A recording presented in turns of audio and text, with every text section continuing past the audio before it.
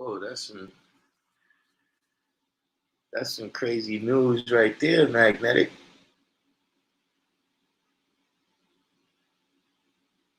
That is come on to some news like that.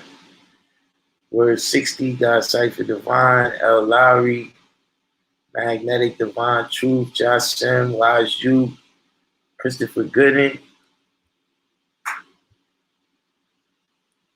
Everyone, peace.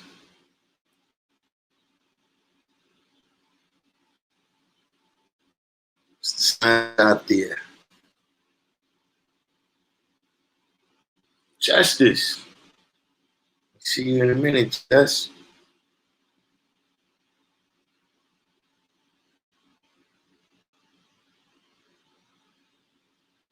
What's going on?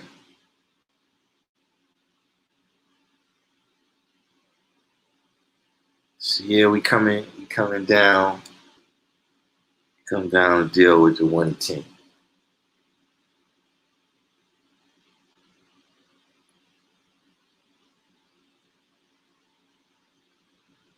Fine God.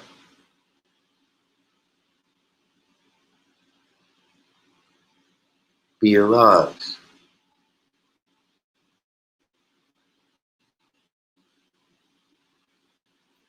Yeah, we dealing with the 1 to 10.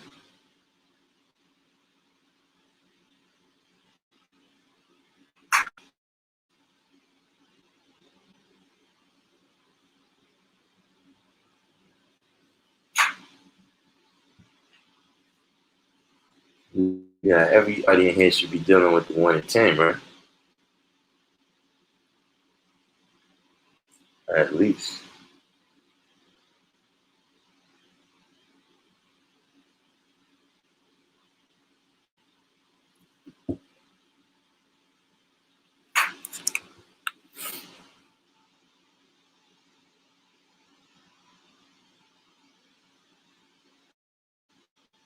What's going on out there?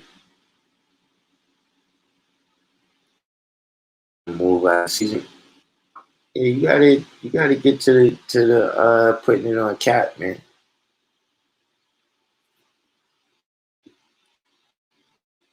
So you get caught up in that.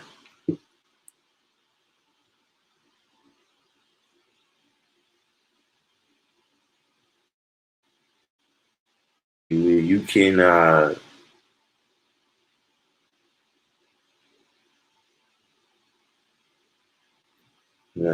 you don't have the knowledge and wisdom, to back up some of the things we establish in these conversations.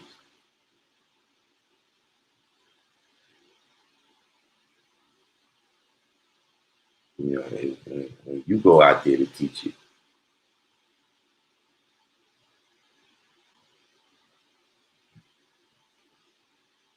Fly phrase.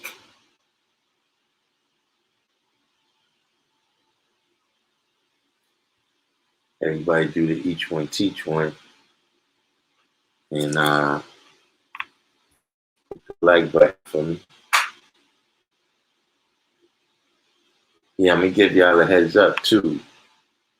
I'm almost at 800 subscribers. When I get to 800, I'm gonna put everything on sale for a couple days. It's the green one.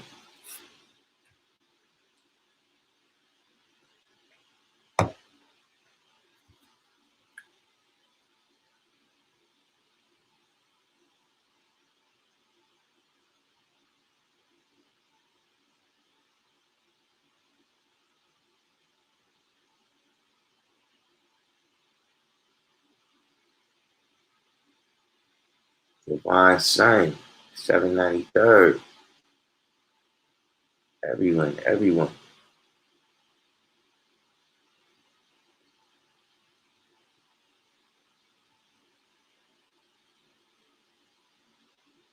But you know what I wanna zero in on? We go through degrees, Like I said, we go from the square miles down to the square inches. Yeah, that's peace, L. Lowry, all on the business. I want to zero in on the word used.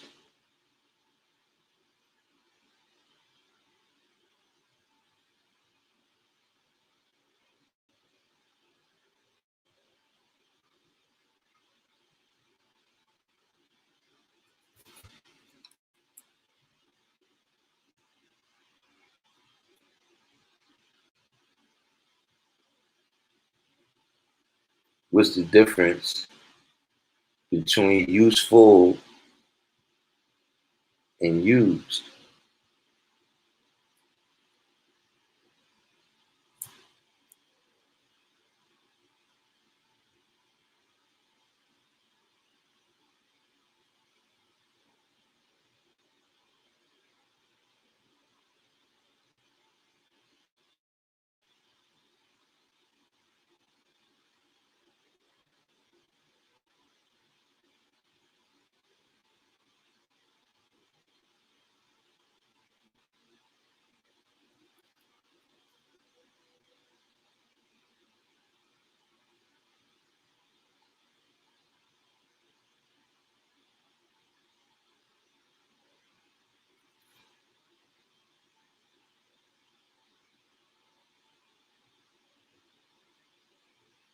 Sadiq just came in. But what's the difference between useful and used?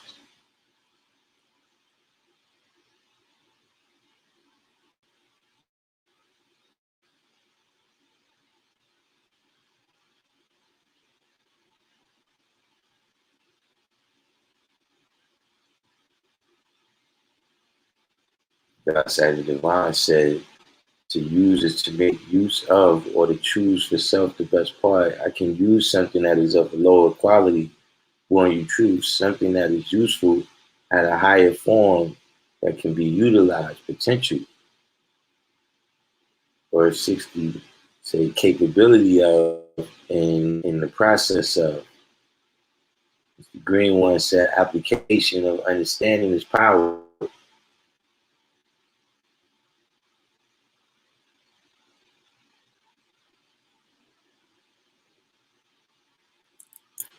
See, I got a lot of good stuff in here, you know. Let me add it on by tying all this in together. Jasim said something useful is only truly so when it is used. Potential and kinetic from God's sight of the divine. So yeah, I touched on the point, but just to simplify it, you know, uh, if you don't use it, you'll lose it.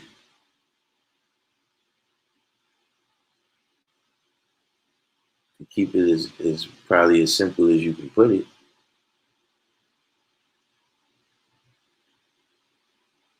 is that you could have the knowledge, you can have some knowledge that's useful, but if you don't use it, what good is it to you?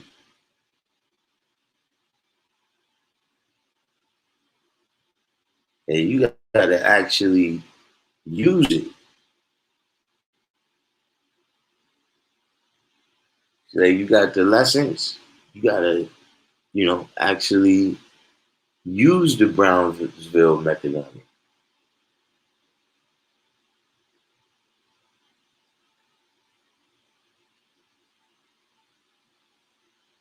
That's what happens sometimes. We get caught up in the words, you know, and how we verbally express things, or we might write them down or whatever.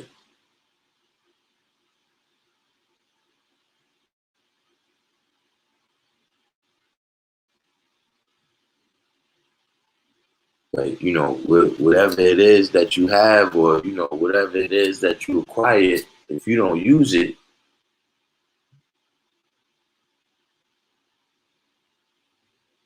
then what good is it going to be? What good is it going to be to you, or anybody else for that matter? Well, as you say, he has to do the knowledge to that wisdom to the land, to that wisdom till the land, and see that best part where you can plant seeds and go and build. That you can use to bring forth the fullest potential is useful. Right? True self.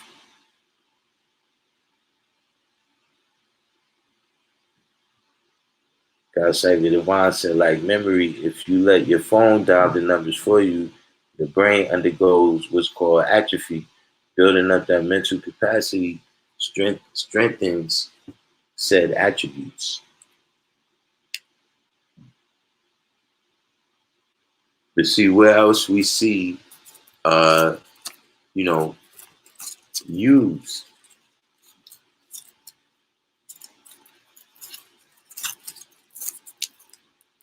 When we look at the born degree and the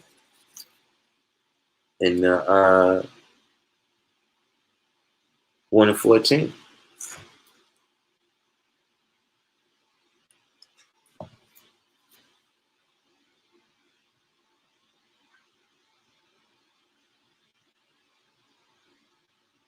When it tells you that the sword was used by the original man in Muhammad's time. It wasn't just an emblem of justice.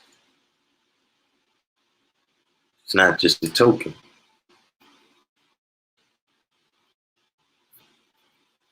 See, so like right now, right, a person can have any issue, right? They can have a problem or they can have something that they got to do. And they could be able to analyze that whole thing and explain it to you and everything. But they still got to go apply themselves to that thing, whatever it is.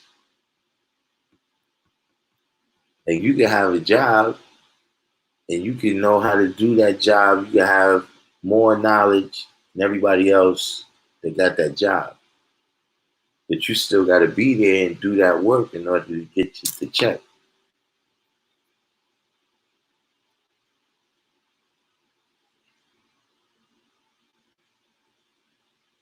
See, knowing is half the battle.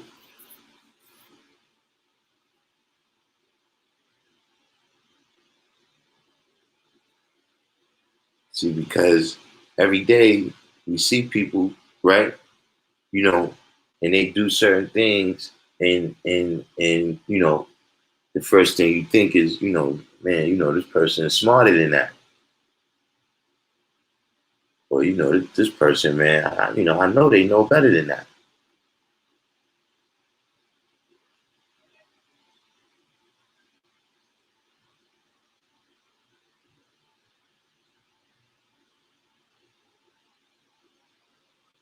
Or in the business said also, like the wisdom degree in the 1 and 14 showed you what happens when you lose knowledge of self by not applying it.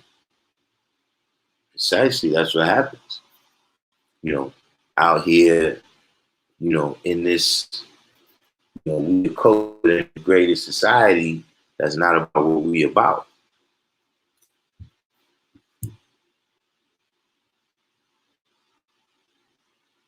So yeah, if you're not, using, your signs, you're not applying your culture,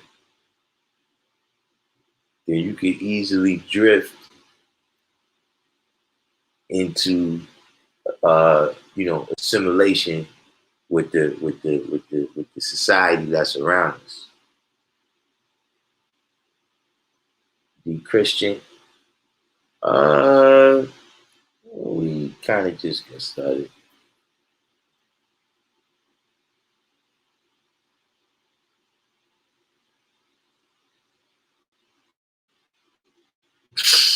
Guys, wow, he crazy, man. Oh, the business said lose it all in 14 hours and 24 seconds or in a split second. You see what I'm saying?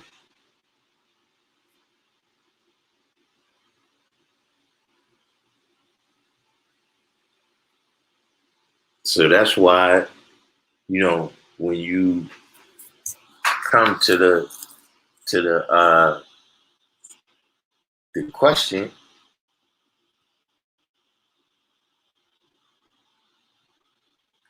where's the 23 million square miles that we supposed to be using? Where's that on the planet?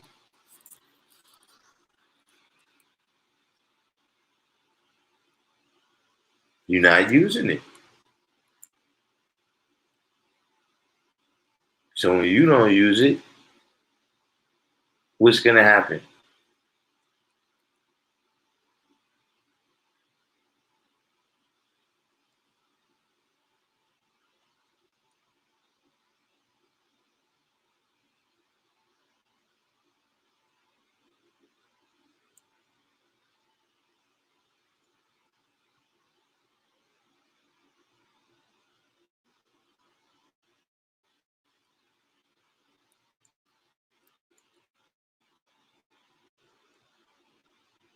Anyone? Anyone?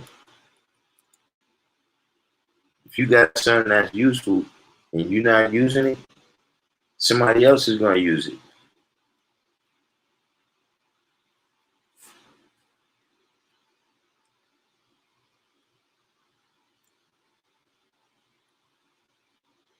And you're gonna end up out on the worst part while they deal with the best part. Why, as you said, you're gonna be polar ice caps. You're going to be polar ice caps. You see what I'm saying? So that's what's happened, in a lot of ways. In general on the planet. You understand what I'm saying? But also, in society that we exist in.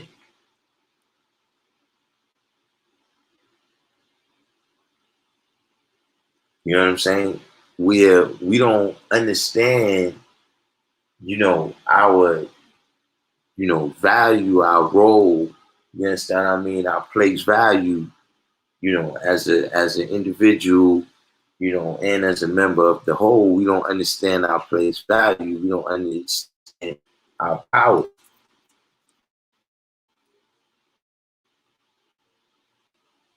So what's happened is society has found ways to harness our power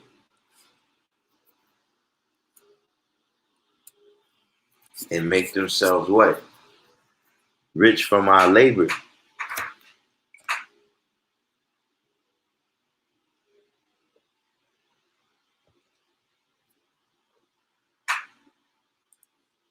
You see what I'm saying? Like when you look at every negative outcome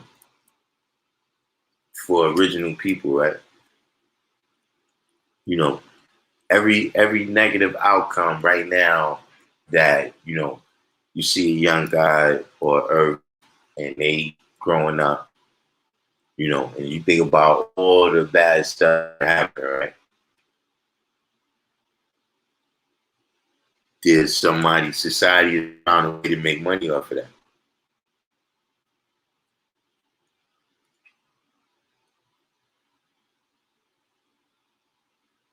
Like if, they get, locked up,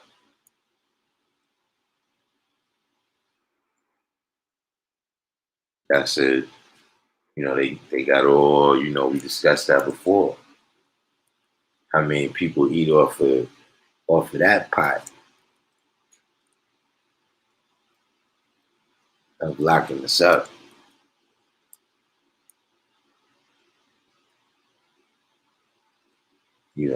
That's just one way. But the entire time we've been over here It's about them harnessing our power.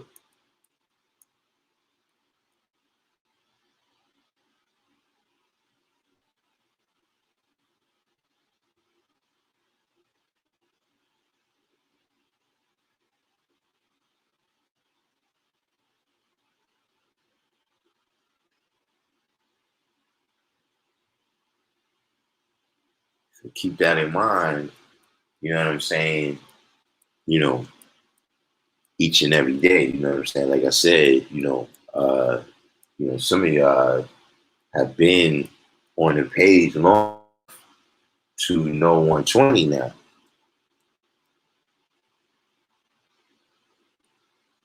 You know, you got to actually use the best part. You know, knowing about it and observing it from afar. That's peace and all. You know, being able to discuss it. But it's just like I said, sometimes there's an issue, and because we know how to analyze the problem and explain it, and we know the causes and all these things, but we never actually apply the solution. We can tell you all the problems, all the parameters of the problem, but we can't really apply the solution,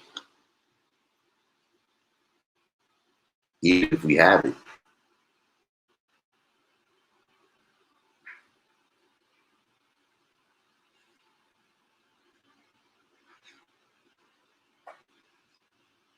See, because when you use it, right, you're gonna have something to show and prove. Not something for you to show and prove. I'm saying the product of that, you know, if you have some knowledge, right, and you use it in the right situation, right, then that's going to bear fruit. And that fruit is going to be there to show and prove that you use that land. Fucking Pro Tools shit, man. Remember that whole verse we recorded? Remember my whole version of Pro Tools from that? Everything just starts reversing back to the old version. Got it. What? Yeah, it's fucking weird because mine sending files and shit. And instead of like, it just opens it up as the old version, the old setting. Pro Tools is real fucking weird. Yeah, I don't know when they start doing that.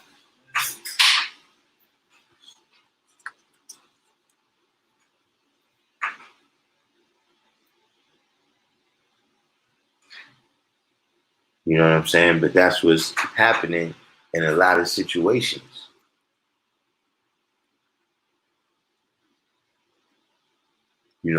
People from the outside that's looking in, and sometimes people from the inside that's looking out, right? They'll wonder, y'all brothers got so much knowledge, they want to see what we built.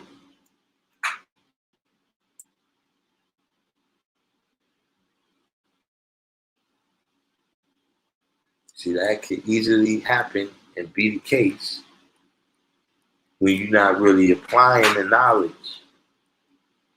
See, like I said, man, even sometimes when brothers say they teaching, right? You're not really teaching because you only really build other people that got the same knowledge that you got. Like, 120, they know 120. You're not really teaching.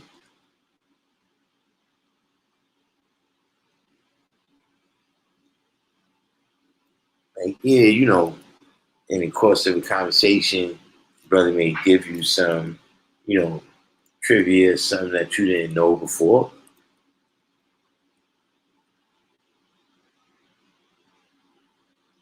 But you're not teaching the science of everything in life to somebody that already got the science of everything in life.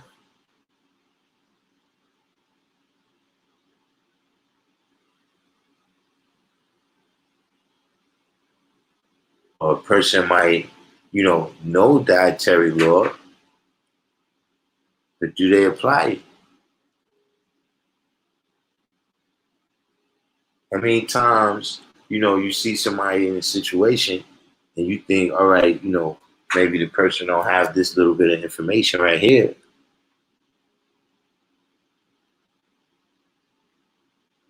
And then they know all about it.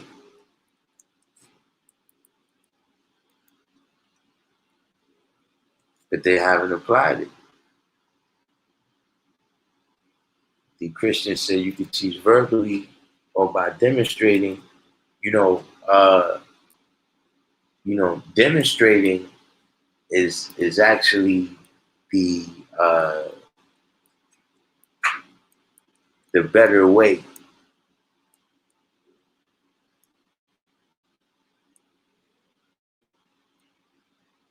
You can explain, a lot of things about what you're doing verbally.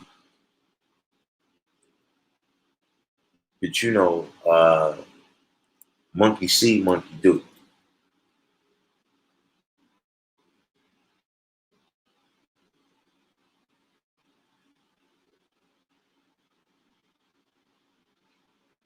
My phrase said, how do I use this knowledge amongst my family and friends? They all 85 and I start kicking the signs. They don't be understanding what I'm saying. So when I'm dropping mathematics, how do I handle that? I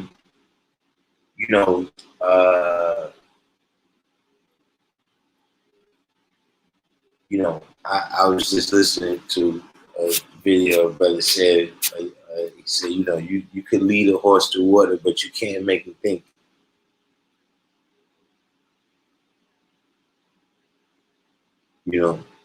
And you got to realize that, everybody is not going to get to the level of knowledge of self.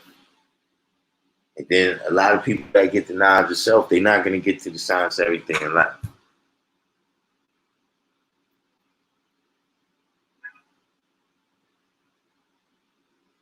Some people, they're only going to get to the level of civilization and righteousness.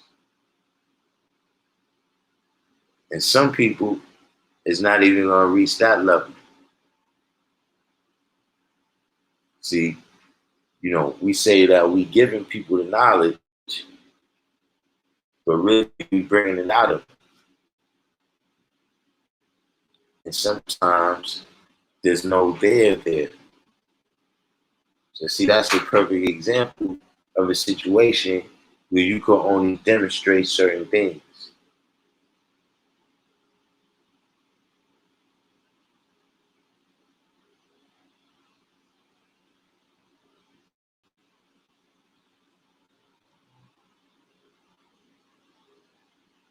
You gotta show them your level of civilization, and that's what you gotta use it for yourself, really, before you use it for them.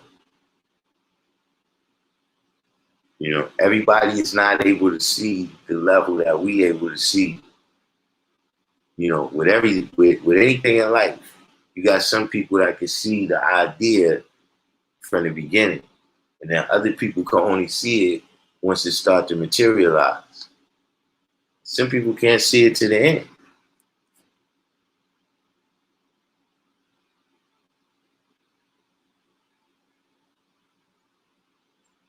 As long as he came in, the Christian said, happens all the time. People are always watching. So by what you do, they do the knowledge and see what parts benefit. Got a lot of family. He said got a lot of family of pork by being, got a lot of family off pork by being the example. Yeah.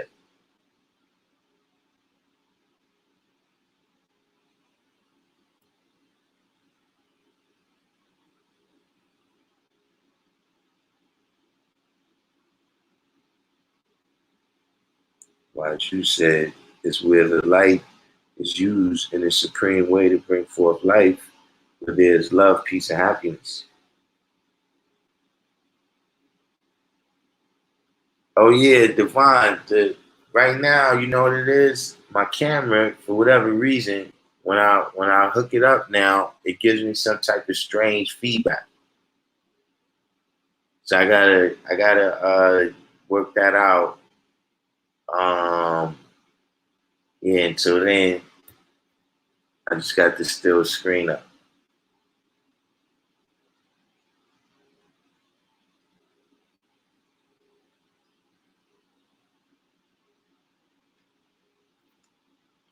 Who's this here?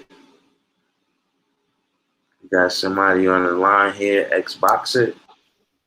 Please, Bob. Man. All right. You know what I'm getting ready to ask you, right?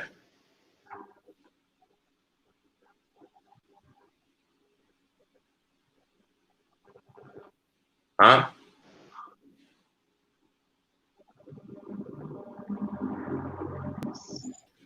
You still there? Yeah. I said, you know what I'm getting ready to ask you, right? What's that? You don't know what I'm getting ready to ask you. So he's mathematics? No.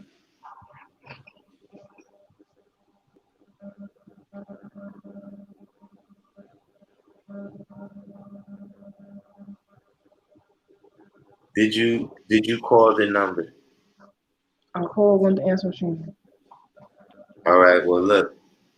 Until you get through, or until you find another number to call. That's I don't. We can't talk about anything else. All right. All right. Peace. Peace.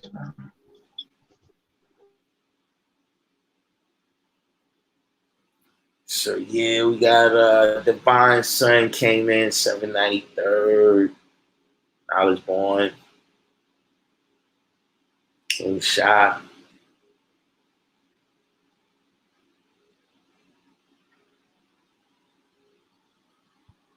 Yeah, that's I guess that's the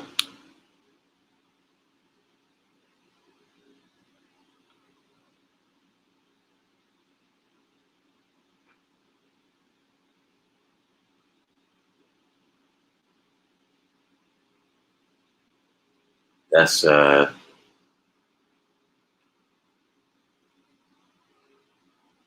one of those things, I guess.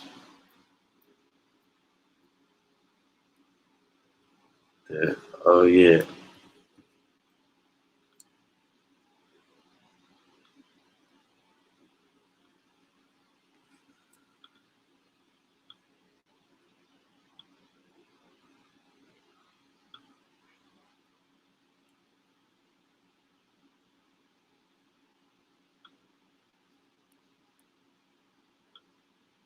One of those things.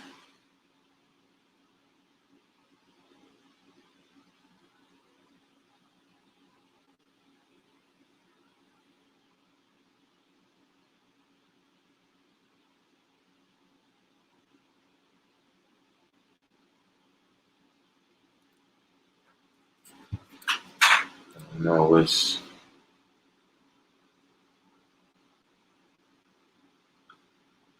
hopefully, man, that situation right there ends up coming out positive. You know what I'm saying? But like I said, man, keep in mind that, to use the words that God Cypher Divine use, that you keep your energy kinetic.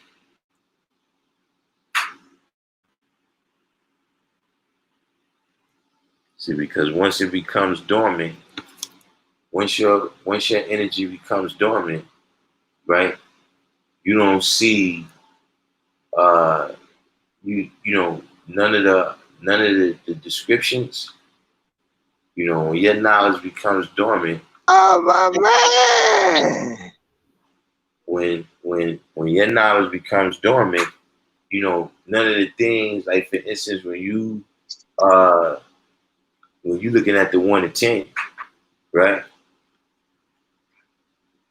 And it say Asiatic black man, the maker, the owner, the creator. How you get to the maker and the owner and all of that if your energy is dormant? You know what I'm saying? It has to actually be used and manifested. Like that's what the second degree, the second mathematics, the second element in mathematics means. You see what I'm saying? And we say that, you know, it's talking, you know, and a lot of times we leave the action out. You know, we leave the making the word flesh part out. You see what I'm saying? And we just deal with the words, and then that's how things get caught up to where the potential never gets lived out. You see what I'm saying? So then for the babies or whoever else is doing the knowledge, how they supposed to see if the potential never gets lived out? You know what I'm saying? How they supposed to see that the black man is God when they like, well, you know, I seen all this other stuff right here. It never seemed like it rose to that level. So then you end up, like I said, like Musa, where you having a hard time civilizing because people don't see nothing in you. You understand what I'm saying? There's you know, you got to supply that difference. You understand what I'm saying? You know, if you saying you civilized and they uncivilized, but they looking at you and you either less civilized or the same civilized as them, they not gonna really want to, you know.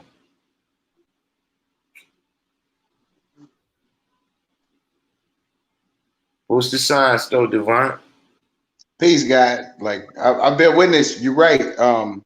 It's just like a lot of people who's raised with me, who I went to high school with, and I try to teach them, or I'm not even trying to teach them. I tell them, hey, ain't shit gonna change unless we do something. Ain't nothing gonna change by us praying.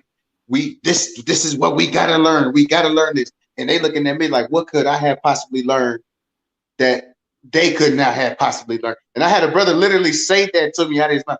What could you have possibly learned that I could not have possibly learned? And now me, I'm not a brother who's in and out of prison. He's in and out of prison. We was part of the same goddamn gang, on the same goddamn block, knew all the same goddamn people, but you was in and out of prison. I was not. And you talking about what could I have possibly learned that you could not have possibly learned? You know, and yeah. So, you know, I bear witness to that. If we on the same, if they view us as on the same level as them, they're not gonna listen to us. But we gotta just have something that they want, you know, like the young brothers, they want women, so gotta have women, you know, or have a car with some beats in it, you know, just have something that they want that inspires them to listen to us, mainly.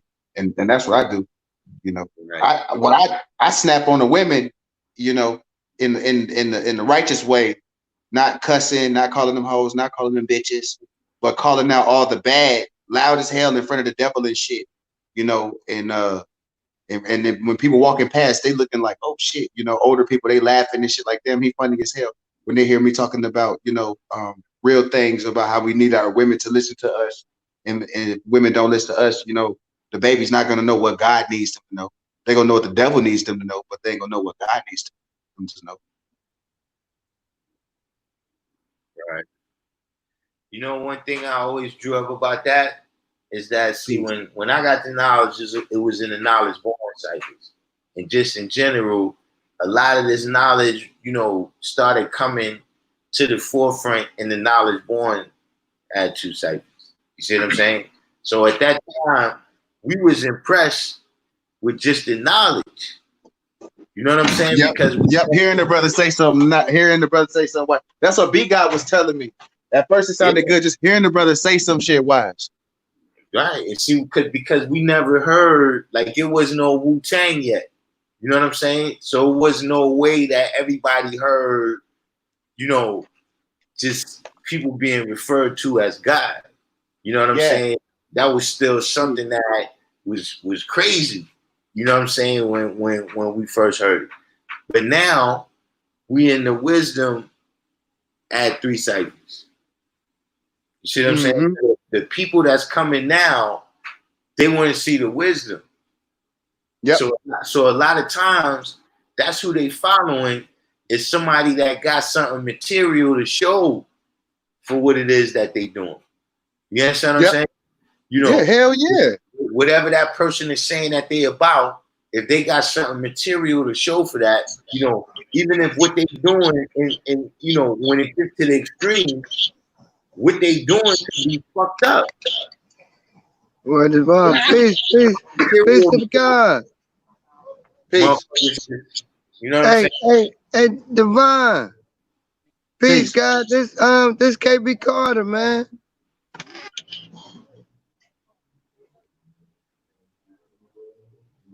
Peace. Y'all can hear me? Yeah, I can hear you. He freeze fucking. You got something? Devon, you heard me, Devon? Indeed, God. This KB Carter, Carter, man. Peace to the God, man. Peace, God. Peace to the God, man. I just want to say that to you face to face. You know what I mean? Like, you know what I mean? Like, you know, I fuck with you, man. Yeah, I'll be fun. You Hey, know I'll be what I on mean? Facebook. I'll be on Facebook going in, man, because Hey, man, you know, I remember you was Nat Turner, man. You feel me? You was coming at him. You know what I'm saying? Like, you know, like, I just want to say peace, guys.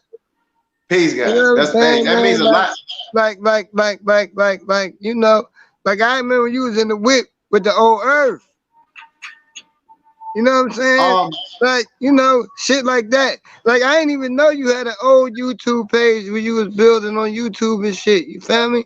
I found that. You know what I mean? Like, you know, I fuck with you. And then when I remember it was in a post you was saying that, like, yeah, Lightner was, you know what I'm saying, like from the God tree, Darkim, you feel me? And you know, I had been fucking with the God by then. You know what I'm saying? So I was like, oh, that's why. It's a connection. You know what I'm saying? Like, you know, like it's in the mind. It's in what the you mind. can fucking draw up, man. It ain't about what somebody tell your ass. It's about what the fuck do you know? What can you tell me? Know, Not what somebody else that told you. What can you? Look, man. You know, when I got knowledge, right? You know what knowledge taught me? Having knowledge yourself. I better not never get nobody older than me no change. Anybody older than me better not even ask me for no change. You feel me? You ain't got nothing. You here for me now. Like, you ain't got nothing for me. I'm done. You feel me? Like a lot of cats, you know, you get information, but you don't get knowledge. You know what I mean? Like, for a lot of cats, the black man is God is information. Like, you know what I mean? Like religion. It sounds good. It tastes good. Feels good. Smells good. And we're gonna stop right there. I got beans, greens, tomatoes, yams. That's the Hey, you said exactly, Darkim, you said exactly, God. Nah, because listen, that's it's people that get the knowledge and wisdom, but they don't never use it, guys. So they don't never get to understand. Praise God. Hey, look, man. You know, like I was one of them. I was one of them dudes. I was one of them dudes who thought that, like, you know, like I didn't know the importance of the lessons. Yeah. You know what I'm saying? Okay, can I add on real quick to that? Yeah. My add on to that is this, man. Let's say that everything that I'm repeating came from another man, and it can be the truth. When you start asking me questions that I did not ask, brother, I can't answer this. I gotta stop talking wherever that man stopped talking. Yeah, talk. and look. So look, once again, like you. So you already know. Like, I'm tired of being left out the conversation. Like, you feel me? Like, yeah. Look, you gotta research. Look. You can't talk about something that let's say that we reading an autobiography about you, right? and Yes, sir. you joined the Navy, and that's all I learned. And it was so interesting to me. I stopped reading your biography, and I want to tell everybody about Knowledge Farms. So I only can explain so much about motherfucking Navy, guys. Yeah. I gotta learn some more shit to fucking talk about. People ain't willing to do that. They want to sit there and learn the first sentence and then just try to drag it out about 10, 15 days about one fucking sentence instead of just do the knowledge. Because if you do the knowledge, wisdom, like the guy said, man, when he talking about wisdom, is the way I view that is like water in a faucet. Only I can turn that shit off. Because I know so much about it, only I can turn that shit off. Mm-hmm. Or I'm gonna stop talking when I'm content, or I see somebody understand what the hell I'm talking about. Yeah. See, that's, you know, and that's a lot, you know, a lot of these, like I said, a lot of, you know, especially religion, they want to tell you a lot about the past, right? And we deal with, you know, thousands of years ago, and they want to tell you about the future that they never been to, but they don't have. Look, man. Hey, look. Hey, Darkim. What you just said, right? You know, like that show you how religion ain't mathematical, because, like you said, they want to tell you about the past before they tell you about the past. They put the S before the H. Yeah. You see, you know. Hey man, you know why I love y'all brothers, man? Because y'all make me ask myself better questions, man. Let's see what's going on with God Cypher Divine real quick. God Cypher Divine, peace to the God. Peace, God. What up, God? You already know some more of it. What's good? Ain't what's the deal? You know, I'm in it. This is my first time in the streets in about a month and a half. You feel me? So I got my shit on just in case I gotta go to the store or something. Yeah, I see you got your mask on, God. Stay safe. No. Hey, look, I got my mask. It ain't on. I just got it. Jersey is back open. Good brother Divine, God. Peace, God. Peace, guys. How you, Lord? I'm all wise and civilized, guys. Hey, man. Hey, man. Hey, man. I'm coming for the devil. Hey, I'm coming for the devil's head. I came for the devil's head yesterday. I ain't seen him outside today. If I would have seen him outside today, I'd be feeling a little better. Take his head off. Hey, Kim, what up, Divine. Hey, Divine. I say, some days I'm out here with my sword like Shinobi, and some days I ain't even got to swing it. Yo, you gotta be with Darkim about Shinobi. Because I put a post about Shinobi, playing Shinobi, and he was like, he didn't know what I was talking about. The Darkim, game? you didn't know what I was talking about when Darkim, you know what I was talking about Shinobi. I be out here with my man, I'm about to hit a motherfucker with a shuriken in this bitch. Be like this. Some days that thing be like this. And some days I'm like, you know, that thing, I ain't even got to pull it out. Somebody in front of me will take care of me. You feel me? You know what I mean? Because I'm the true and living, man. Let's take this back to. I project. You feel me? The true and living project. Let's take this back to the science the guy was building on, man. Jersey is back open. Yeah. You could be outside in Jersey again.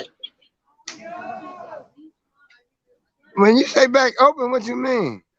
I mean, they eased it. Ain't it supposed to be a curfew right now in Jersey?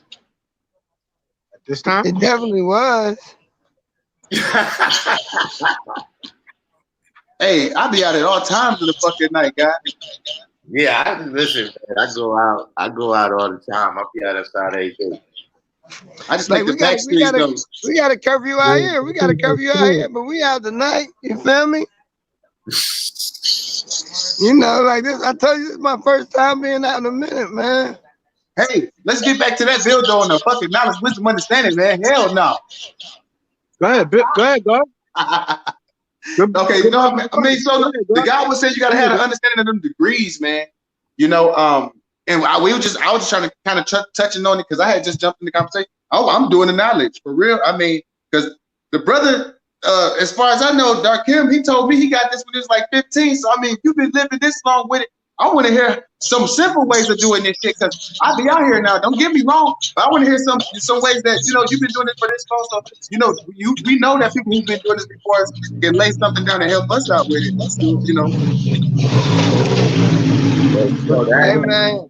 Hey man, like, and that was something I got.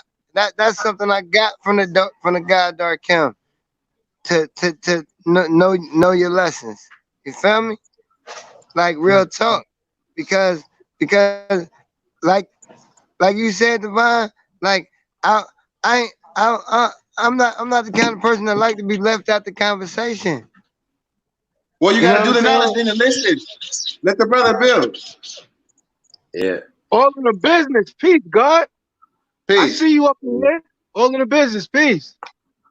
Yeah, he just, I don't know what happened. He just cut off. But really that's what I specialize in is keeping things simple, because like you said, coming around as a kid, you know what I'm saying, and you around people that's grown, I gotta break everything down to a way I can understand. You know what I'm saying? Like they speaking on experiences that I haven't gotten to yet. You know what I'm saying? Indeed. I haven't really seen the devil be made. You know what I'm saying? In the whole 600-year process. You know what I'm saying? The people that I'm coming up amongst, they just making the devil right now. You know what I'm saying? The people you coming amongst what now? Right.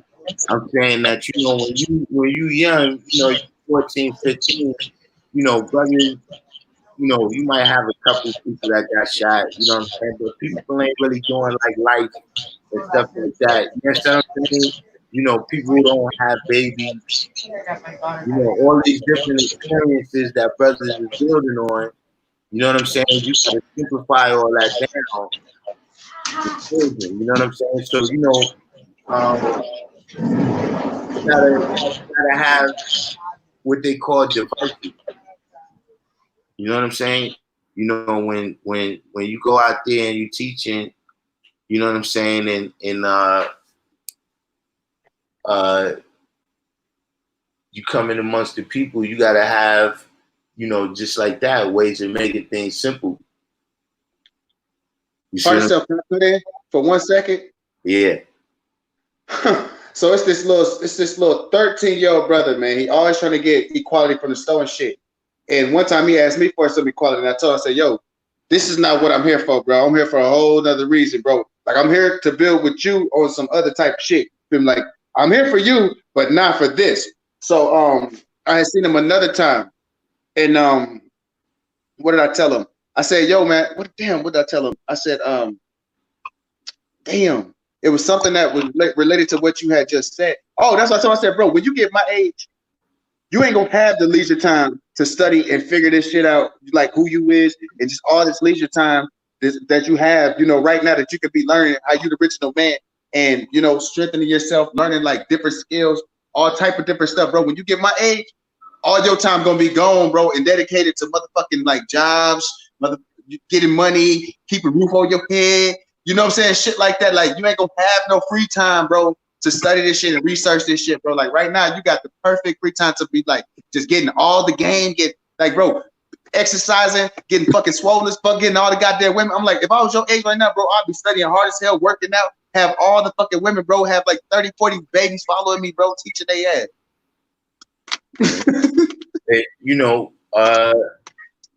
That's it was a see one thing about that too is you gotta sometimes you gotta realize that when the knowledge gets amongst the babies, right? Indeed. That's how it really spread. Man. See, a lot of times you only need a couple of them.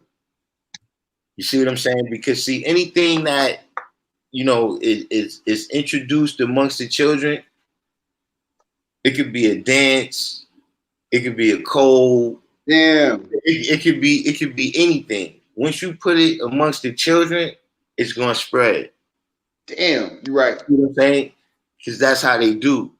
So with them, you need one or two that you can communicate with.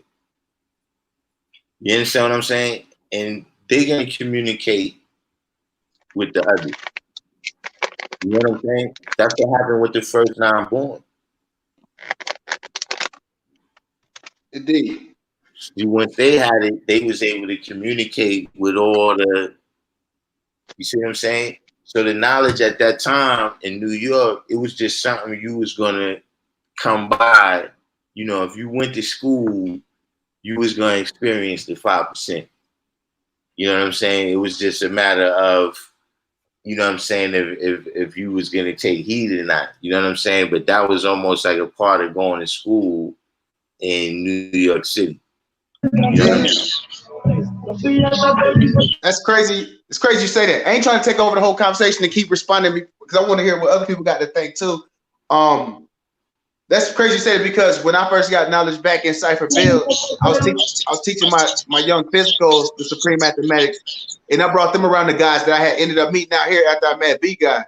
And I'll bring the young babies, around the guys and whatnot, and so they'll go to school. And they'll come home telling us what they learned in school. Like I always ask them, real guys, true and living, gonna ask the baby what you learned in school today. So I asked the baby, like, what you learned in school today, just so I can get ahead of the bullshit if I can, whatever.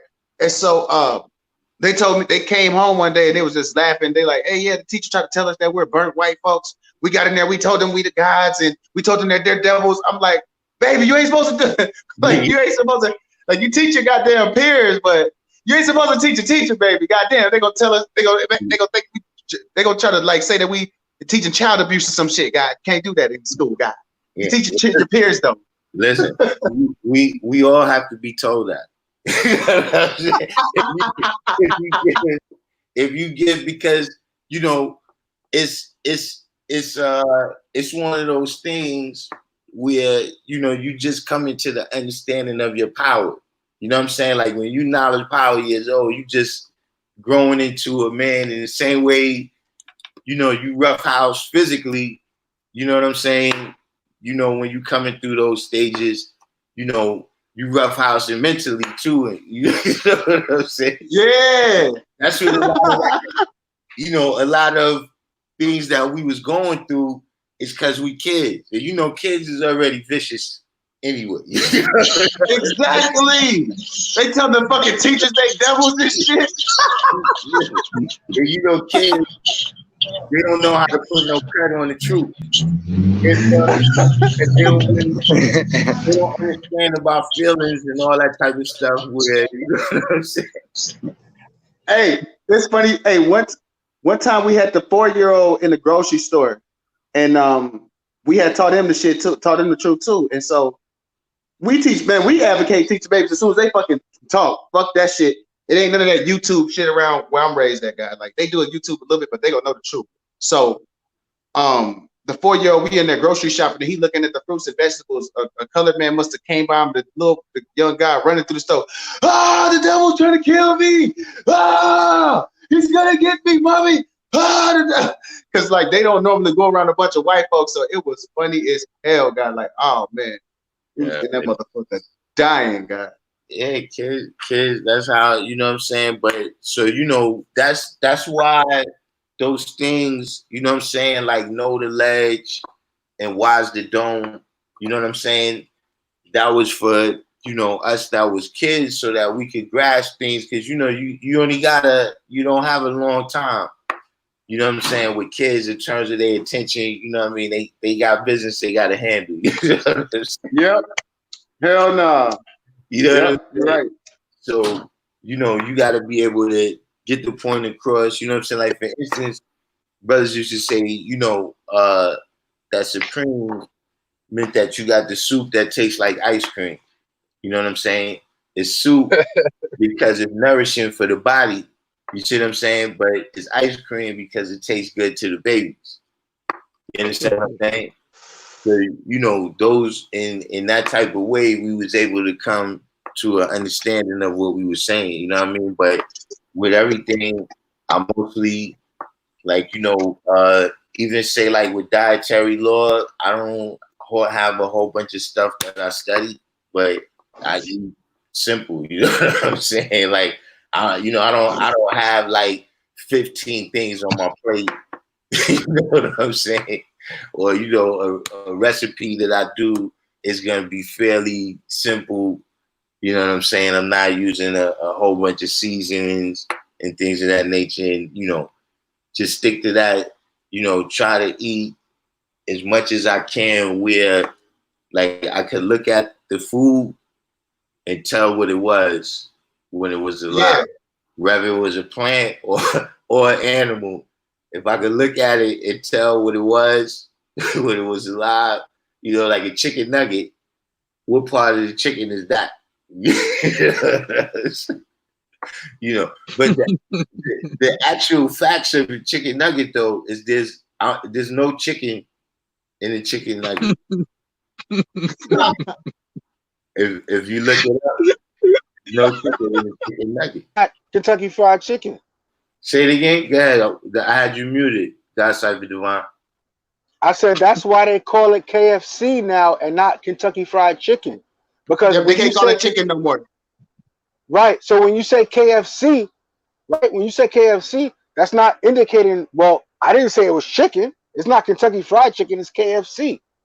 So that's the indication that, like, yo, I never told you this was chicken. This is some bullshit that I'm feeding you right now. You know what I'm saying? It's not really chicken. I said it's KFC. It's so GMO. Us think it's GMO. Yeah, it's GMO. It's genetically modified organism. It's really a chimera. It's not even all chicken. It's like a mixture of all type of shit now. It's not even what it looks like on the outside. It's a whole lot of different organisms and shit that they use. Part yourself, guy. No, God. It is. But my point is this, is that this is the reason why they changed it from saying Kentucky Fried Chicken to KFC. Yep. So they got sued about that shit. Yeah, they did.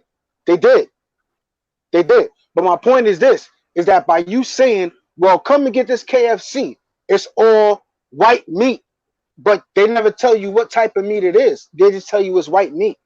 White you feel meat. Me? Yeah, they tell you it's white meat, but they never tell you they say it's white meat, it's 100%, pure white meat or whatever, but they never tell you what type of meat it is. Hey, that's why all eating Chinese food places, guy. They call all meat chicken in Chinese, guy. Yeah, fuck out of here with that, God. Fuck out of here with that, God. Why you say that? Yeah, they call it all the meat. They call it chicken in Chinese, guy. Chicken. Oh, chicken. You want chicken? Oh yeah, chicken. Chicken. Yeah. Pork. Nah. Fly food said it's 10%. Nah, they call. He says 10% chicken. In America. Yeah. What Fly Face said, God? He said it's 10% chicken in the chicken nugget. Hold on. Chicken nugget. Where's the chicken nutritional nugget? facts at? What's the other 90%? Like, what the fuck? It's fillers. Exactly. It's fillers. Exactly. It's fillers. Soy, it's some kind of soy, some kind of soy protein or something. Hey, yo, God, when you eat soy, do you know when the black man ingests soy, what that does? When you ingest soy as a black man, that produces and reproduces estrogen in your body. As a male, you're supposed to produce not estrogen, but you're supposed to produce testosterone. I think what it does, I think it converts the testosterone to estrogen. It encourages estrogen production when you take that soy. It encourages estrogen production in the male. And yeah, you're right. You're right. That shit ain't right, guy. That shit ain't right exactly for the male. That helps us be emotional and all that extra ass shit. Yeah. Right. So when you ingest soy, and they tell you, oh, soy is good.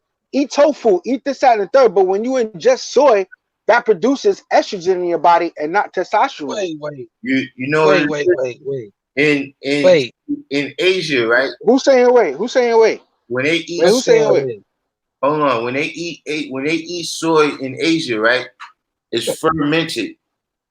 There you go. Right. It's something about when it's fermented, it don't do the same thing with the estrogen. No, There you no, go. that's not true. That's not true, God. That's not true.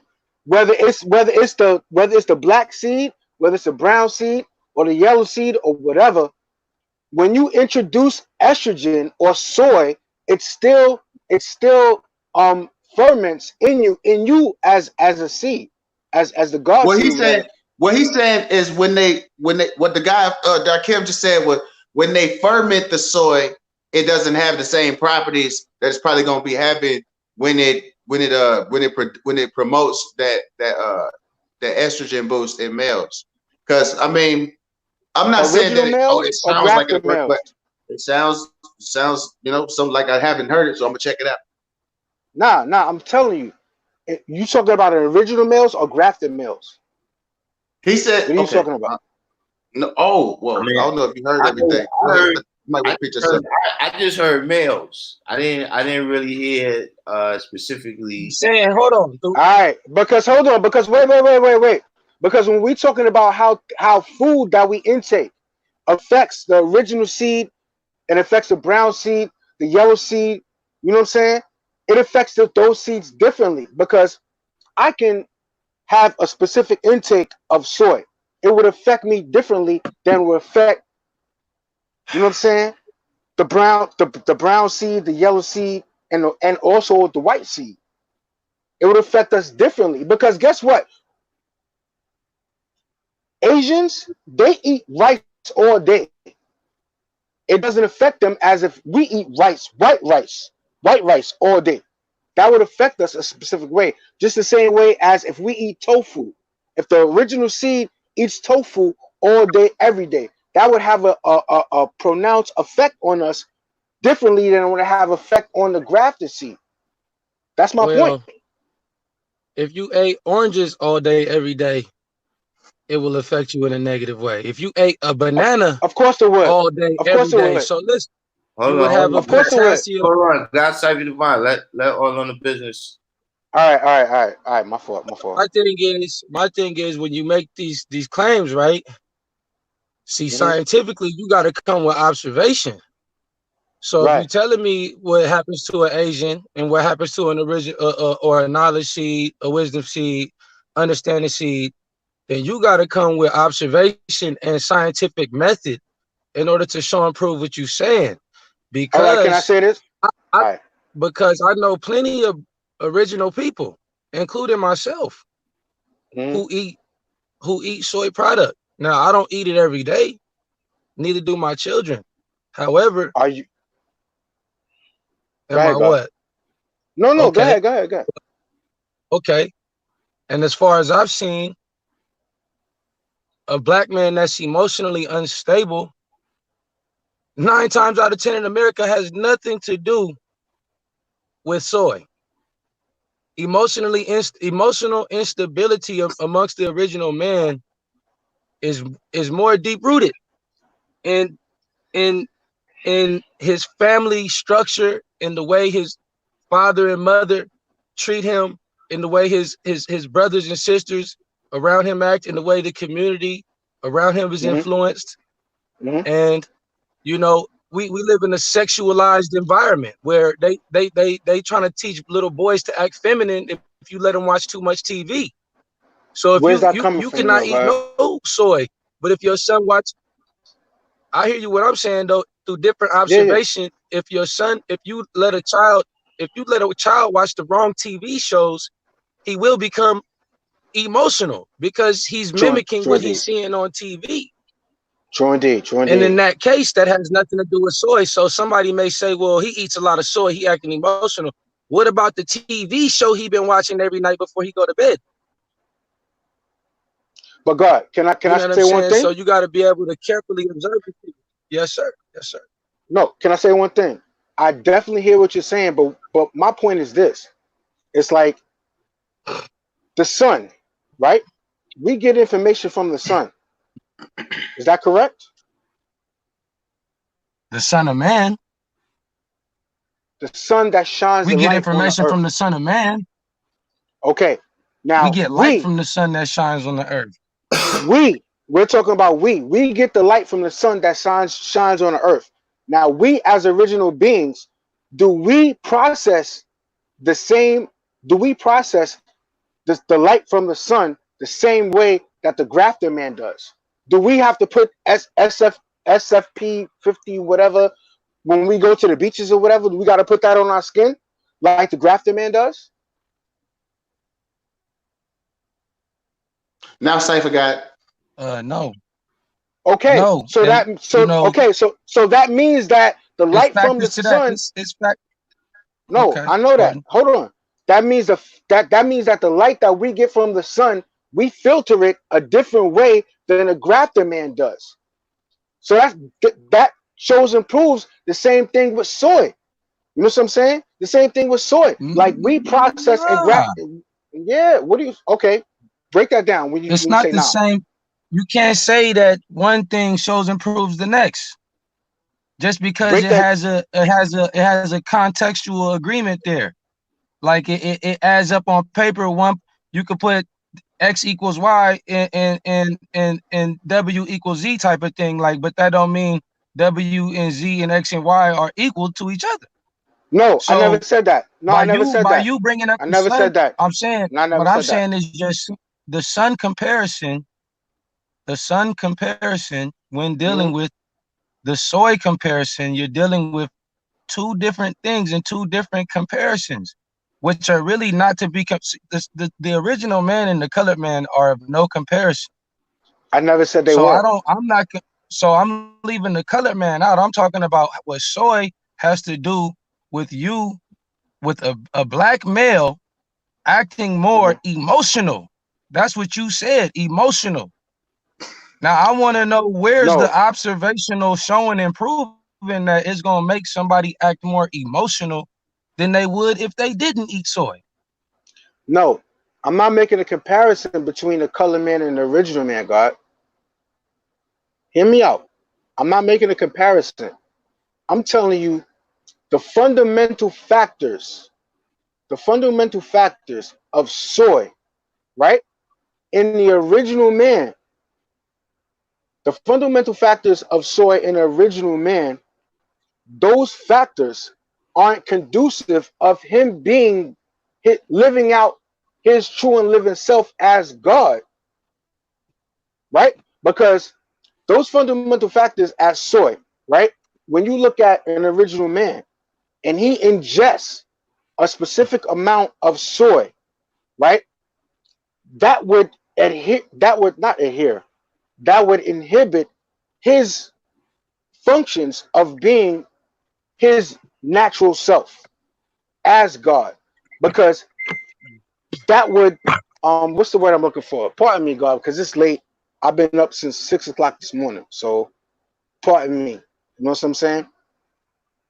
But those influxions or those indoctrinations of an immense amount of soy would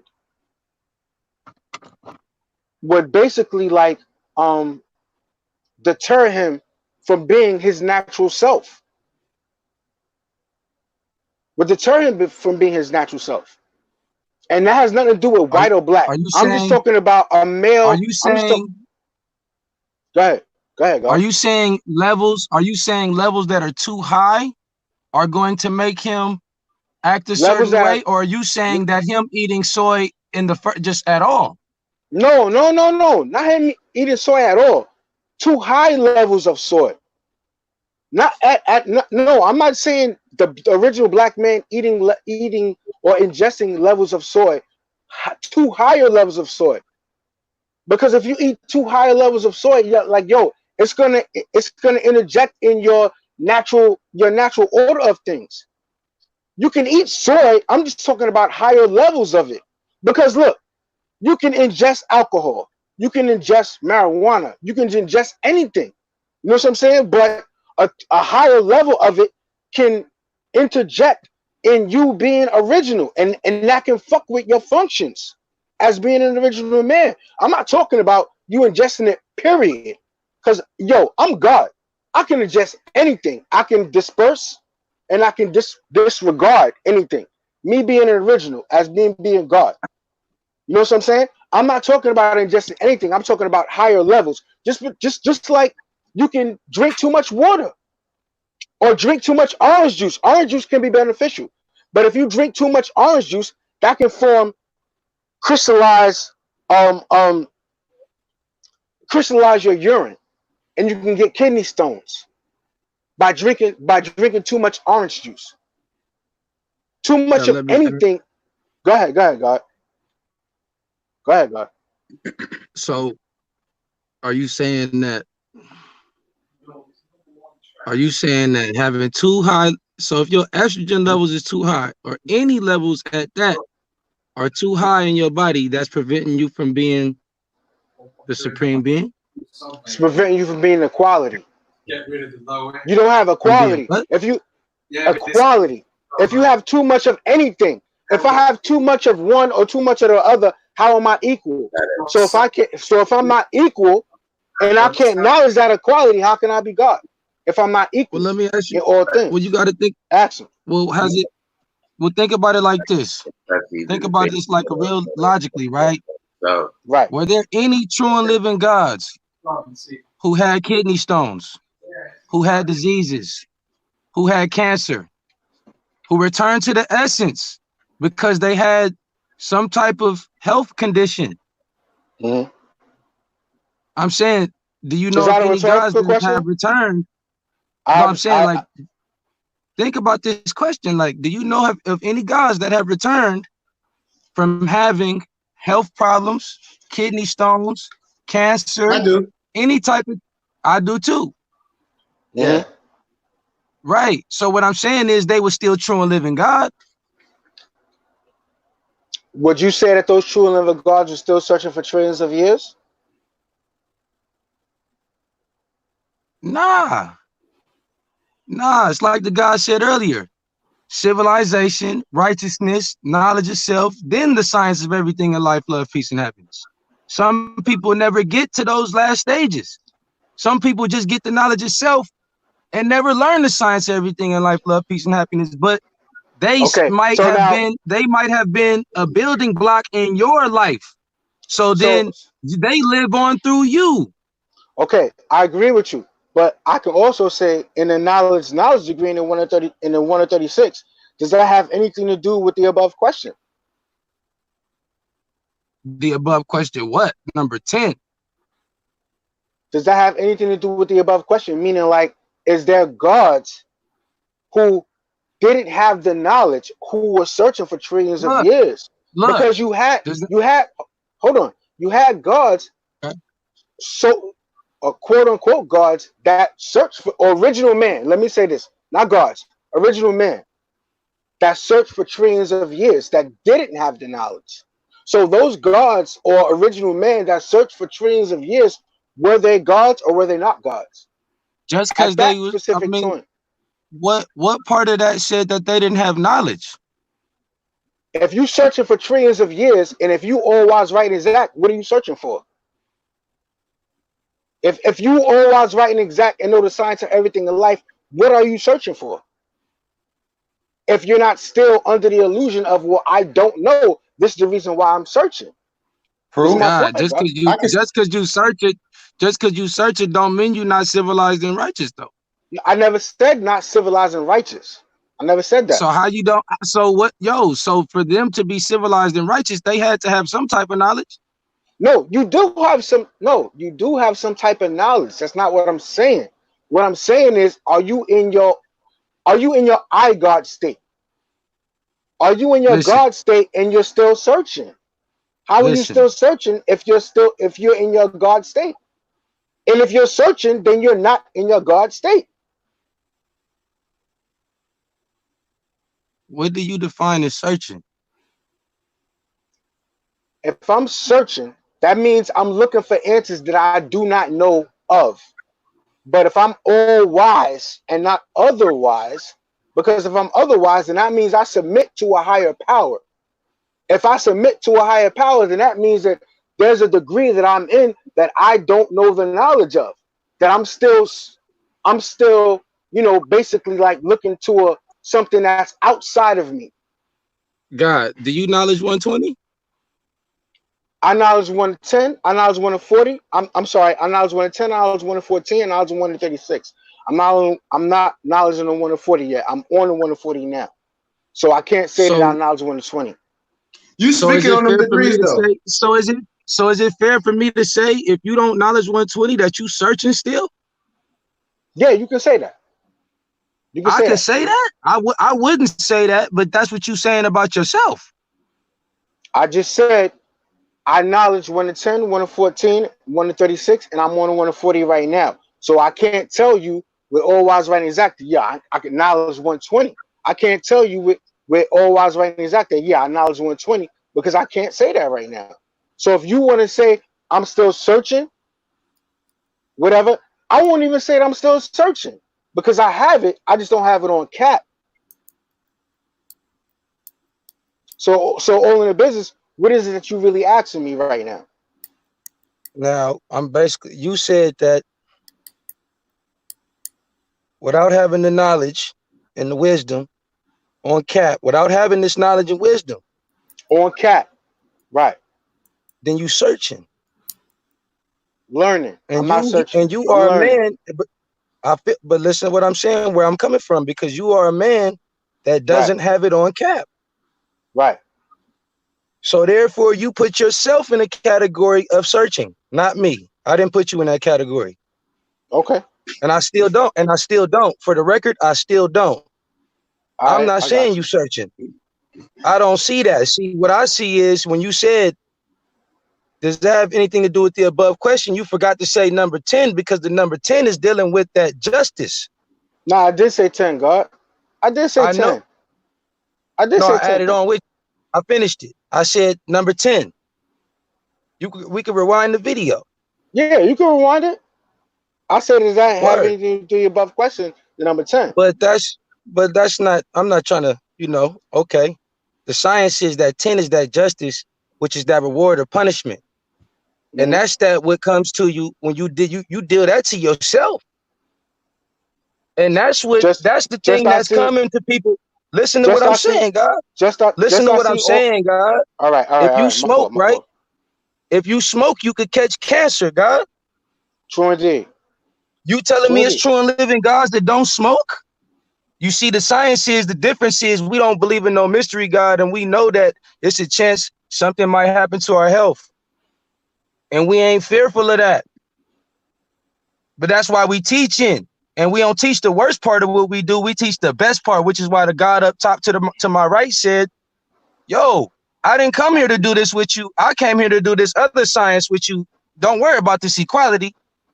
You see, because you trying to mix and mangle, but I'm here to handle one thing. One thing dealing with we doing the knowledge and the wisdom, and I'm out of here. Right. So what I'm saying is when you're dealing with that above question of knowledge, the knowledge means that you searched and then researched. Right. This is what I sure finna say I research. I ain't trying to get in it, but then I sure finna say I research, and I'm gonna stay researching. No. And this is what my enlightener always told me. And like I told Darkim before, like, yo, we had a whole bill. Me and my enlightener, Allah Saquon, we had a whole bill on the knowledge degree in the 1 to 10, right? As in the just one word, which was who. Who is the original man? And he made me draw that shit up, right? Who and not what. Because when he said, yo, who is the original man? So why? And he told me, he said, yo, why does it say who and not what? I said, because, yo, it's making a distinction. Because if you say what is the original man, the Asiatic black man making it, you know what I'm saying? It's when you say what, that's giving basic distinctions. But when you say who, that's also making a distinction to where as like, yo, it's a difference between the black man and a grafted man. When you say who is the original and not what is the original, because if you say what is the original, right, that could be anybody. What is the original man? And if I give the characteristics as to what an original man is, anybody can graft their way in. But if I say who the original man is, that's making a distinction between the original man, the black man, and a grafted man. So It's the I difference feel what you're between- saying, God. It's the difference between part itself. I just want to cut it for it. It's the difference between defining something and manifesting something. And that's pretty much what that degree does when you asking who instead of what. I can ask you, what is a kick? Or I can say, show me a fucking kick. I'd rather you show me a fucking kick than get on the phone and try to tell me about a fucking kick. Or like brain surgery, for instance. Like if somebody told me they had a brain surgery class, I'd be happy as hell to learn that shit if it was within like the means of me being able to pay for that shit. But then they say it's online only. I'm be like, hell fucking no, give me my money back. You feel me? Right. So because they're just gonna be defining and explaining things instead of showing it to me. In our mathematics, supreme mathematics, we have understanding. That deals with showing somebody something instead of telling somebody something about something. I ain't trying to cut it out. Just No. You good, God. You good, God. Because you basically just made my point. That's my point. It's the difference between. It ain't no size to a circle. You know what I'm saying? We all one guy. That's your brother. That's you. Your brother is you. No, like, when I see my brother in business, when my brother tell me I did something right, I'm happy as hell. When he told me I did something wrong, I'm happy as hell because the whole day I was figuring out what the fuck can I learn. So if my brother came and told me something that I'm wrong on, there you go. I can go learn about that now. He gave me something I can go learn about some shit. That's me. That's me. My brother is me, bro. You know, a wise man always admit when he's wrong, God. A wise man always admit when he's wrong. Yeah. What's better than somebody admit when they wrong? Finding an agreement and doing something. You know, making some changes. You feel me? Because I could tell you, oh, I was wrong, but if I do that shit again, like, why the fuck does it matter if I say I'm wrong? You know what I mean? Like, and just like an actual fact, right? I could tell you I'm understanding equality, but what the fuck makes that an actual fact, guy? You showing and proving.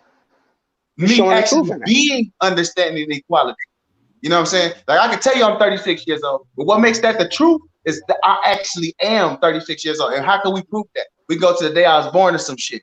You know, like you know what I'm saying? We can, like, what makes something the truth, like, even if you say you love somebody, like all the fucking flowers and shit you give to somebody, you know, you can do all this shit and they still wouldn't even know that you love them because they don't understand, you know, what it means for something to be an actual fact. They don't understand how to draw up an actual fact, guy.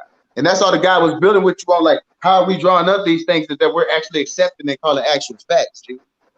You know, we shouldn't be sitting there just verifying some shit. And I said the same thing before he got on. I think I'm like, people, like, for instance, how people say that we the guys. How well have they dug into that to verify that they the guys? Because when I first heard it, I was laughing at motherfuckers, bro. I ain't gonna even lie to you.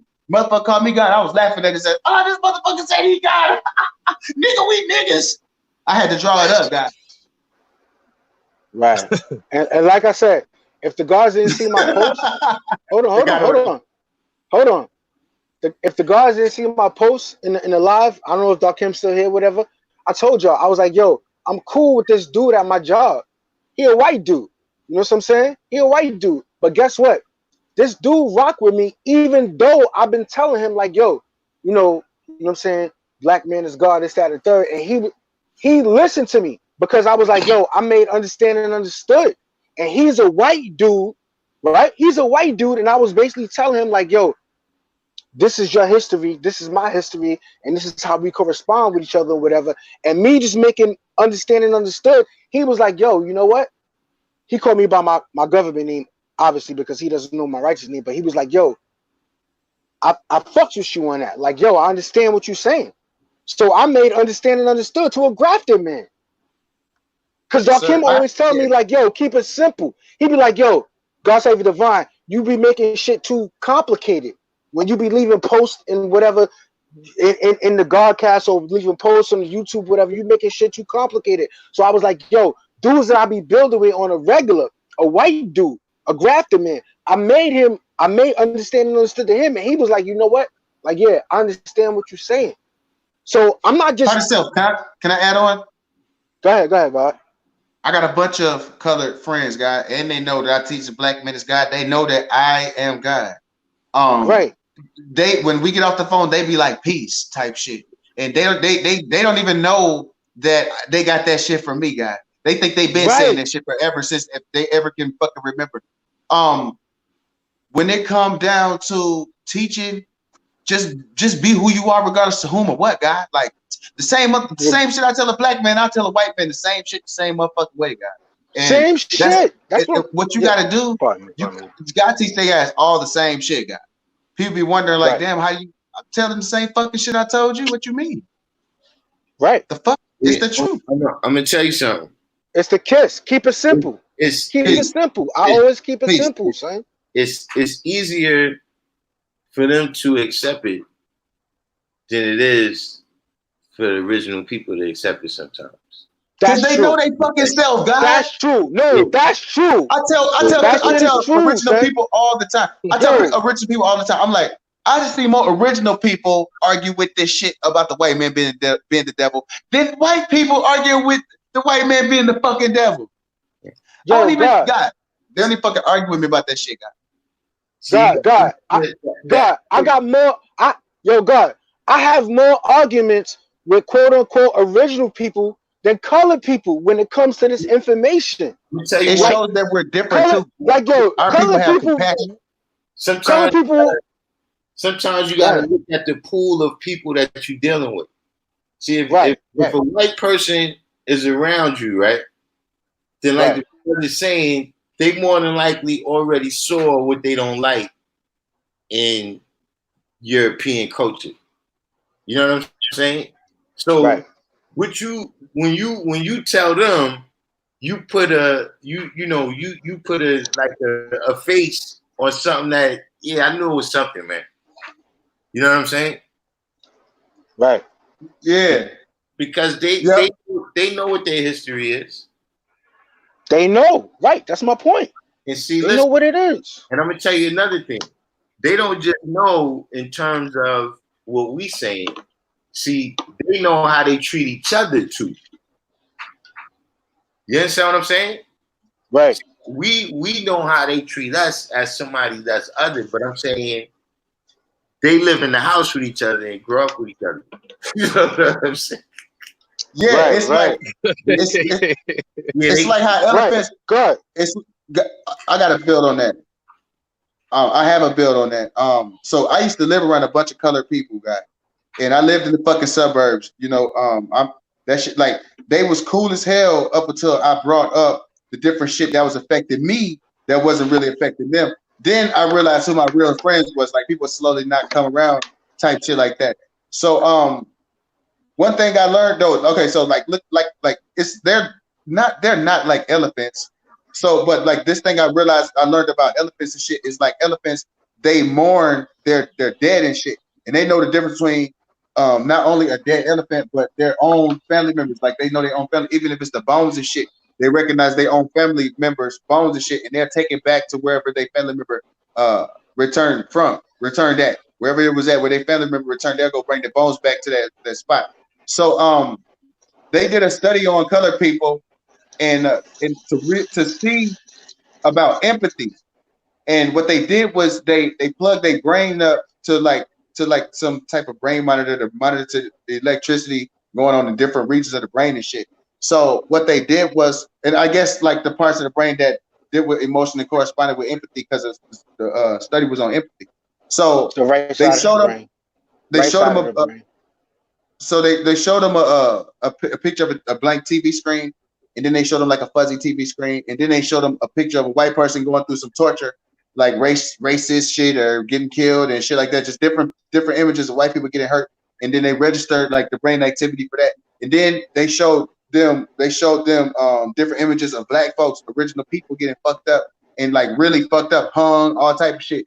And so the results of that test was that when they seen white folks, the brain registered to have empathy and shit, they actually gave a fuck. When they seen the blank screen, the same shit, like what you expect, hardly no brain activity shit because it's a blank screen. When they seen the original people getting fucked up and tortured and shit, they was kind of shocked by what they got because it registered the same fucking brain activity as a blank screen. So that's how I drew that shit up about the white man's devil. You feel me? Like, I'm like, oh damn, y'all doing shit. It's a huge difference. They don't have empathy for people outside of their people, like how the guy said, they know how they treat their own people. See, Right. one thing you gotta remember is that, you know, one of the reasons that the devil was so successful, right, at slavery, is because everything, all the elements of it have been perfected. You know what I'm saying? Like they seen the caste system in India. You understand what I'm saying? You know, they already was enslaving their own people. You know what I'm saying? Indeed. Or, Indeed. you know, in England, they got this it's a building called the Tower. In Rome, they were doing that. In Rome, they were doing that, God. In this particular building, right? Okay. They got all kinds of torture devices. And you know when they say medieval torture devices? Yeah. It's really filled with that. You know what I'm saying? Hostile. This is one of the reasons why now, you know what I'm saying, when you get arrested, you got certain rights. Because back then, if you got arrested, they'll take you in that building until you admit to whatever it was. They coerce you into admitting something. They coerce you into that. So I'm they saying coerce you into that. By the time they got to the plantation, they knew exactly how much they could whip you. They knew exactly how much they could torture the slaves and still have you be in the field in the morning to pick cotton. You understand what I'm saying? Because they already this, you know, just like look, right now, right? If you get in some type of accident, like if something happened to you physically, like if you get shot or something, if you get to the hospital in 1 week, right? They can put you back. Yeah. See, that's because they got a history of thousands of years of wars. They've been blowing each other apart and chopping each other to bits for so long that they know how to put you back together. And so you're right. So that means the devil. That means the an illness. Hold on. That you can kill by washing your hands. Though they can't do nothing with that. You see what I'm saying? Right. That means the devil acknowledges, right? I'm sorry. That means the devil has the wisdom of his power. He's wise of his power to be able to control the original man. He's wise of his power. And when you wise of his power, that makes him what? The devil. You talking about? Okay. But wait, that's my point though. You know what I'm saying? This devil is wise of his power to control the original man based off of fear. I mean, based off of fear. I would ain't got no power. I would say he knowledge power. Yeah, because I mean, I see what you're saying. Everything. The devil turned his up. Everything is supreme mathematics. You understand what I'm saying? It is. But it is supreme mathematics.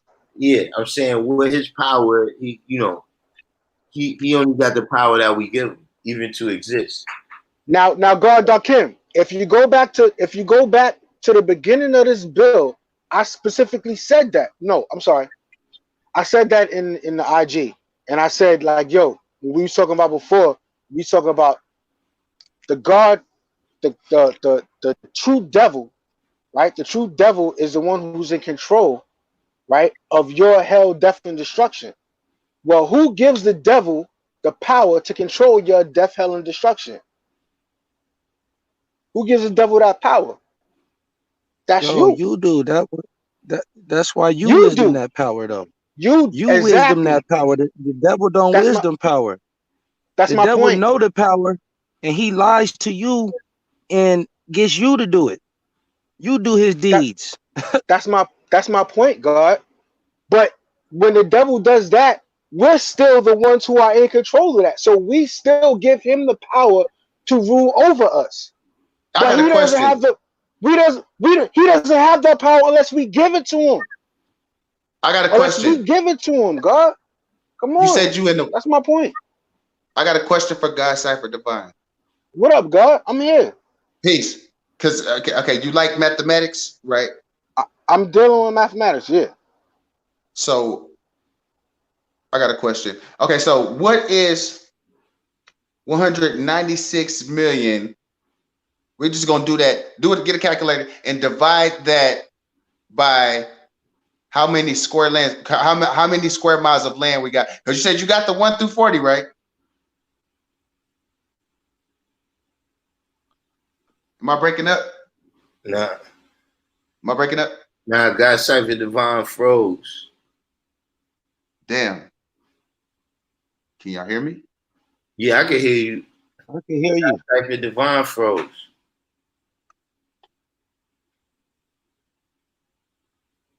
Can y'all see me? Yeah, I can see you. Okay, I want to ask him what is the total square mileage divided by how much land we got?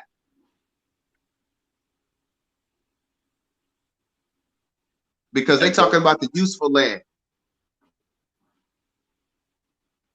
I guess he coming back in a minute.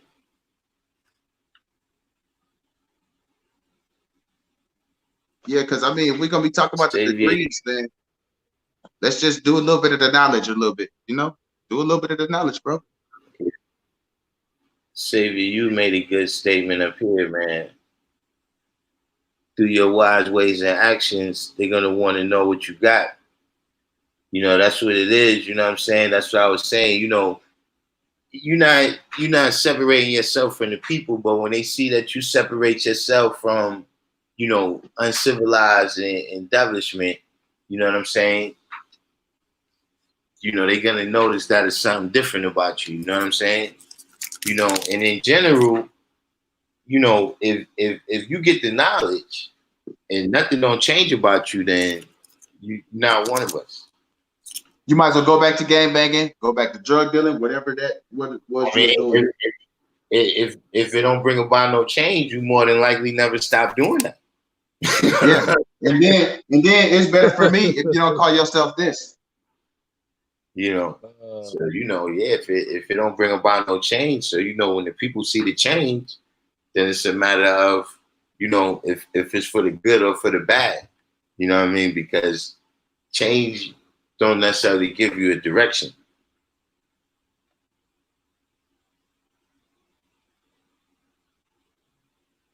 Just as one of us said, wisdom, power is teaching the truth.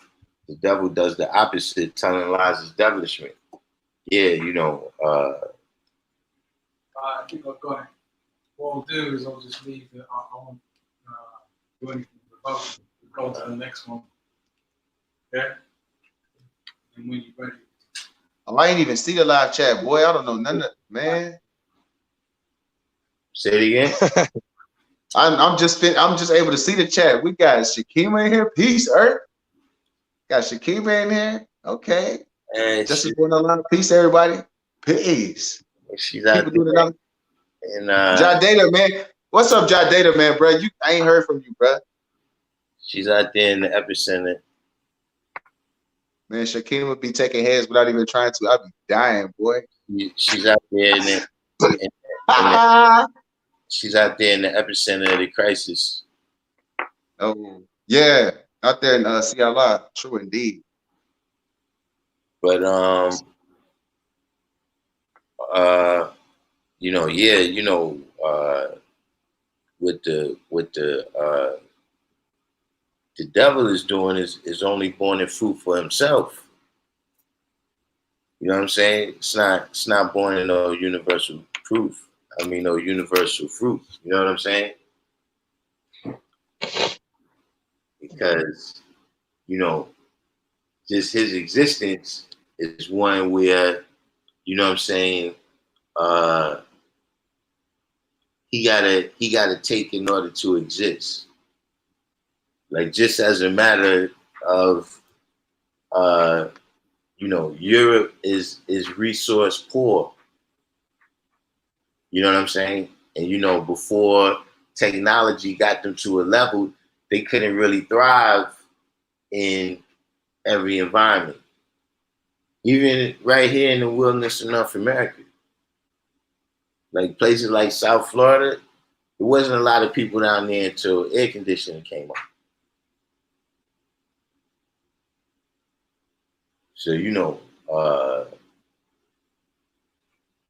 that's basically what they had to do in order to thrive at the level that they at right now. You know what I'm saying? Was go out and exploit other people and other people's resources. Mm. So, you know, what they doing is not really born in no fruit. You just taking somebody else's. You know? That's not exactly born in. You know, that's why I say, you know, I don't know about that wisdom, power, born in God. That's like the divine. What happened? I put the link. The devil has to be the devil. If he don't tell lies and steal, and master people into being tools and slaves of mental death and power, he will not win. He will not live. He has to do what he's doing. It's his nature. You know what I'm saying? See, if he don't do that, the reality is that you know, in terms of you know, it's always been slavery, right? But the structure of it in white society has always been, in European society, has always been that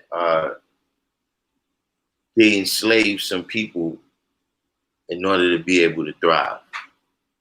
You know what I'm saying?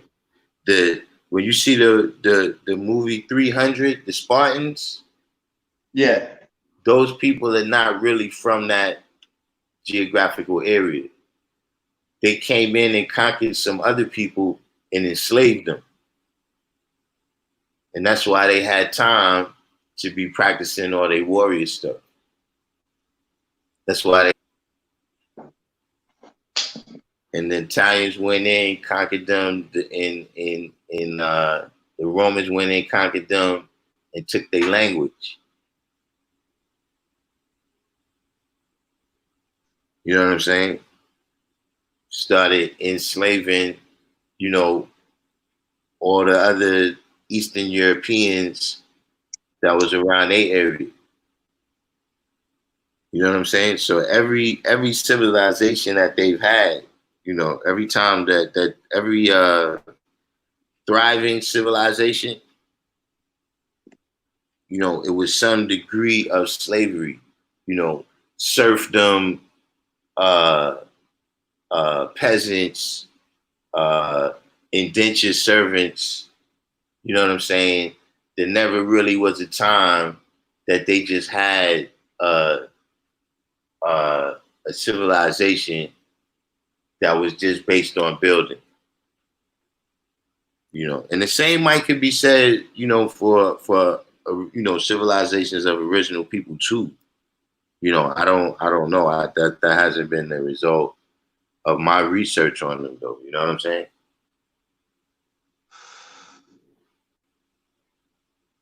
You know, once they lost the civilizations that was connected in some way to the original man, you know, they fell into savagery. right? You know what I'm saying? During the Middle Ages, see, the Greeks and the Romans, you know, they had connections with the original man through trade. You know what I'm saying? And both of them, you know, ended up conquering Egypt at different points. You know what I'm saying?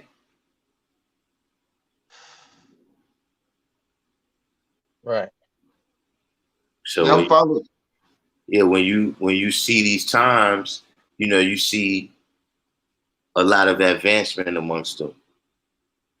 You know, just like the other night we was talking about the Rosetta Stone and how after the Rosetta Stone got deciphered, right? You know, and there was other, you know, all throughout the 1800s, they was making a lot of discoveries because this was the first time, you know, the late 1800s, early 1900s was the first time, because remember, the Ottoman Empire was running the whole Middle East. You know what I'm saying? North Africa and everything. So a lot of places they was just able to get into in the 1800s. 1900s. So when you see them after the Rosetta Stone is deciphered, and they have what they call it, the age of exploration. You know what I'm saying? When guys is going around and they going to the North Pole and the South Pole and all these different places. You know what I'm saying? Even in terms of penetrating into the interior of Africa, they didn't really get there till like 1900. You know what I'm saying? Mm-hmm. And all throughout that era, you know, you see a boom in the Industrial Revolution. You know what I'm saying? And all levels of invention, you know, the light bulb and all of these things get perfected.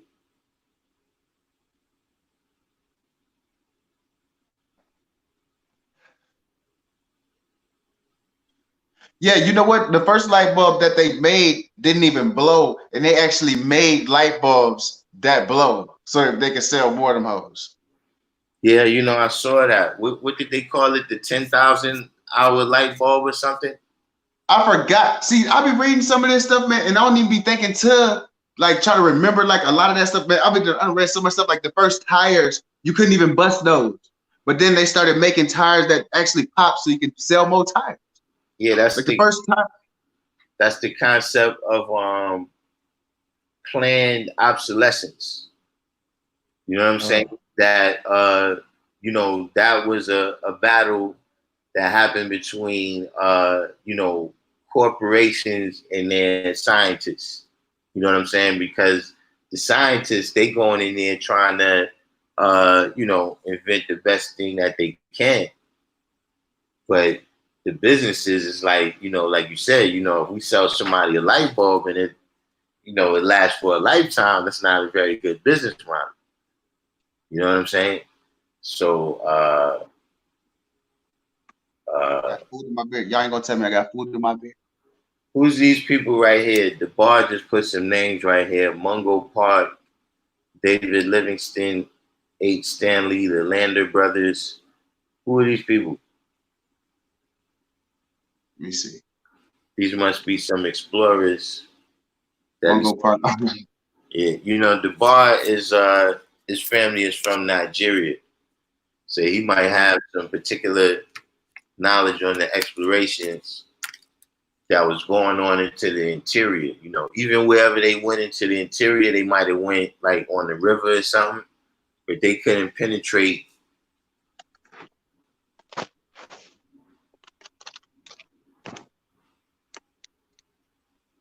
What's going on, Dubai? Hold on, let me put the. I'm finna sign off.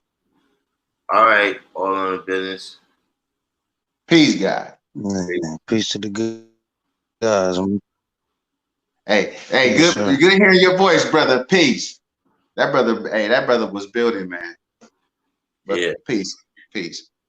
But you know, all of these things, but you know, just saying that all of these things is how they had things perfected. You know what I'm saying? Even with the drug stuff, they gave the drugs to the Chinese. The opium, you never heard of the Opium Wars? Mm-hmm. Yeah, they was coming out to China, right? And they was taking opium from India and they was trading it in China. You know what I'm saying? For whatever goods they wanted from China. And it started destroying the Chinese culture. You know what I'm saying? So the Chinese rebelled against that and tried to kick them out. You know what I'm saying? The Boxer Rebellion. You know what I'm saying?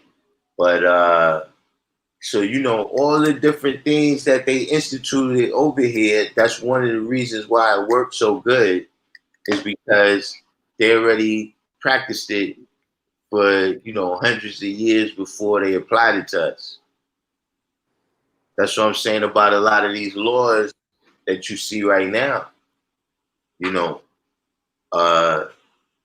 they institute these new rules for whatever reason, but then at the end of the day, a lot of them end up remaining applying to us and us only. That's true. I'm still paying the piece to the room, you know. Peace.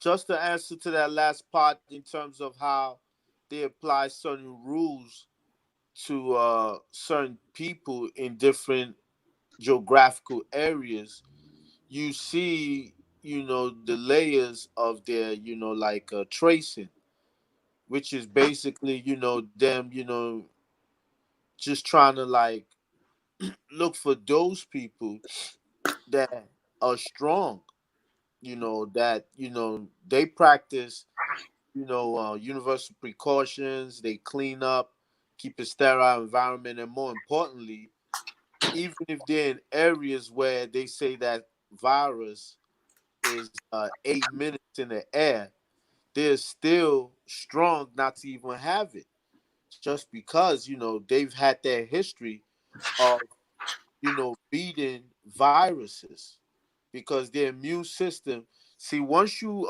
get infected by something like a malaria, like I did, you know, early in my years growing up, what had happened was that I wasn't even able to get it, because even when it came into the body, my immune system killed it. And if you have to kill that virus before it affects you, you're gonna have um you're gonna have like what I would call parts of that virus in you. That's what they call antigen markers, right? So these markers may exist in your blood, but however, they don't come to the amount where you would catch something serious like a cold, or where you start having all these unexplainable pains and fevers and chills and coughs and whatnot. It's almost the same way where, you know, when you look at the what they call that, the microbiota, ain't that the amount of the different populations of bacteria in your stomach? Yeah, the So you got, microbiome. huh? Microbiome. Thank you. And you have a certain level of E. coli in your stomach. It wouldn't be, you wouldn't get sick, because that level of E. coli is just enough to break down certain foods in your body. However, if it gets to a certain concentration, you can now start having changes, having signs and symptoms as such. So now, when you now have to look at dealing with that immunity that you get, right? When I became 14 years old, I was so immune to malaria, I could watch a mosquito bite me and suck blood out of my skin, because I had beaten it so much. And then, even if you're feeling feverish, you could always drink something warm, or you eat vegetables or stews and oils, things that, you know, a virus would just get split apart. You can't catch anything. However, when you look at the science of the wisdom build to destroy degree that the devil's dealing with in terms of this, you could see that he wants to find those healthy people, so that those be the ones that, I don't know, whether through their vaccine they try to extract all these antigens, or if it's just to be able to know you and take you through these medleys where you either had to be quarantined, get the vaccine, or now you have to get the vaccine every year now. Because, you know, I saw the play. So the thing about it is that if a person is clean, you've never been sick and whatnot, you could do the same thing that brothers have been doing with the flu vaccine. Get that disclaimer. And it's the idea that I've never caught it. I followed all CDC rules, which is public health rules and government rules about, you know what I'm saying, 6 feet distancing, masks, cleaning and everything. So that could be that level for you to say that you're not taking it. You know what I'm saying? If in your disclaimer, you could write that you about African principles and it's against your laws. or your natural law is to put foreign things in your body that, would affect you, and you don't allow that with your children. And in the case that things get serious, you will consult the help of the doctor. Just always end that in your disclaimer. You get a one line for your physician, one line for you. Go to your physician, pay her $50, $60 for a physical exam, have her sign that, she stamped that, you give them at work, and that's that for that year. So that's what I do. So with the vaccine, what's cool with me is that my facility is COVID free. So if it's COVID free, the most they could do is stick swabs up our nose and get stuff. But at the same time, they watching for signs of inflammation. So that's what I'm worried about, because a lot of people could have minor things in their body that don't manifest. Maybe you got a sinusitis, and with sinusitis, you could have aspects of just immune cells that are getting busy with the mucus. And if they swab it, I don't want them to start thinking that the sign of inflammation means they need to go further. See, me, I have understanding of not the health science literature as it deals with infectious diseases, but I know how they could try and implement that. So it's the same way the brother A.D. Allah was talking with the cops, where you use the oath as the language to talk to the C cipher P, you know, try and keep it clean. And, the same way you do with the health folks. If you've not had any history of you having no fevers, no chills and whatnot, all they can do is take your temperature, and if in any severe case, they swab your nose. So you ain't got to worry about any of those things. So I think that that's how you set up the disclaimer to prevent them from getting the vaccine. But I'm also listening more, because these things could change in real time based on how much laws they want to induct. So I might have to move a couple of steps away, because the knowledge that makes the cipher determines what's dealing with the cipher. So, and cipher is my body, my freedom, and the things that I'm about. So if they trying to make up other ways to get into the body, then I'm also gonna be able to say that it's my inalienable right to protect my body. The who or nobody has rights to that but me. So those are the lines in which you have to deal with the mind games with this contact tracing. I know it's crazy that they got a lot of us at home, all the hinterland, they running around their cars and doing what they do, while the majority of people in the center, in any city that you are, all these places are closed. So that's, I mean, we got to deal with that. But once you get to work, But start listen, knowing this health language. G. that's a thing that I was saying. That's one of the things, during another thing in their history, I'm saying, right, is that during the plague, that's what they did a lot of times, is they wore the poor people off in the city. Like, see, like, just like right now, I saw a story where they were saying like 40% in certain neighborhoods, right? The richest neighborhoods in New York City, like Right. 40% of the people left. You know what I mean? Like, they moved out to Long Island or whatever place, and they like, a lot of people is buying houses, in Jersey or other places. You know what I'm saying? They was bringing it up in particular, speaking on in terms of the tax base of the city. You know what I'm saying? Is they fleeing right now. You know what I'm saying? They're And expanding the hinterland. right, but I'm saying that's always been a tactic of theirs. Like when they had plagues in Europe during the Middle East, you know what I'm saying? They walled off certain cities with the poor in it, and then just let the disease burn through. You know what I'm They, saying? Like if you survive the disease, then you got out. But generally speaking, it's like, look, all of y'all just die, and then we can move on. they did that in Paris too. You see a lot of that quarantine. That's like a French word. And in Paris, Paris is considered to be the helm where all this so-called contemporary neurological science happened. You know, them studying crazy folks with dementia, and folks with different neurological conditions. And I think I can't remember if it was probably 13th century. It probably was around 13th century because that's when the original black man who was called Mo was teaching them these things. You know, teaching them how to do open heart surgery. You know, teaching them how to, you know, be able to heal the body of different things. And I think that around that time, um, they had people in enclosed areas in different, the same way with the quarantine, 4s and 5s, studying. They were doing research, studying what was going on with their body. And I think that when you get them in the center, it's a way to dispose them if they die, to prevent them from catching whatever they got. Yeah.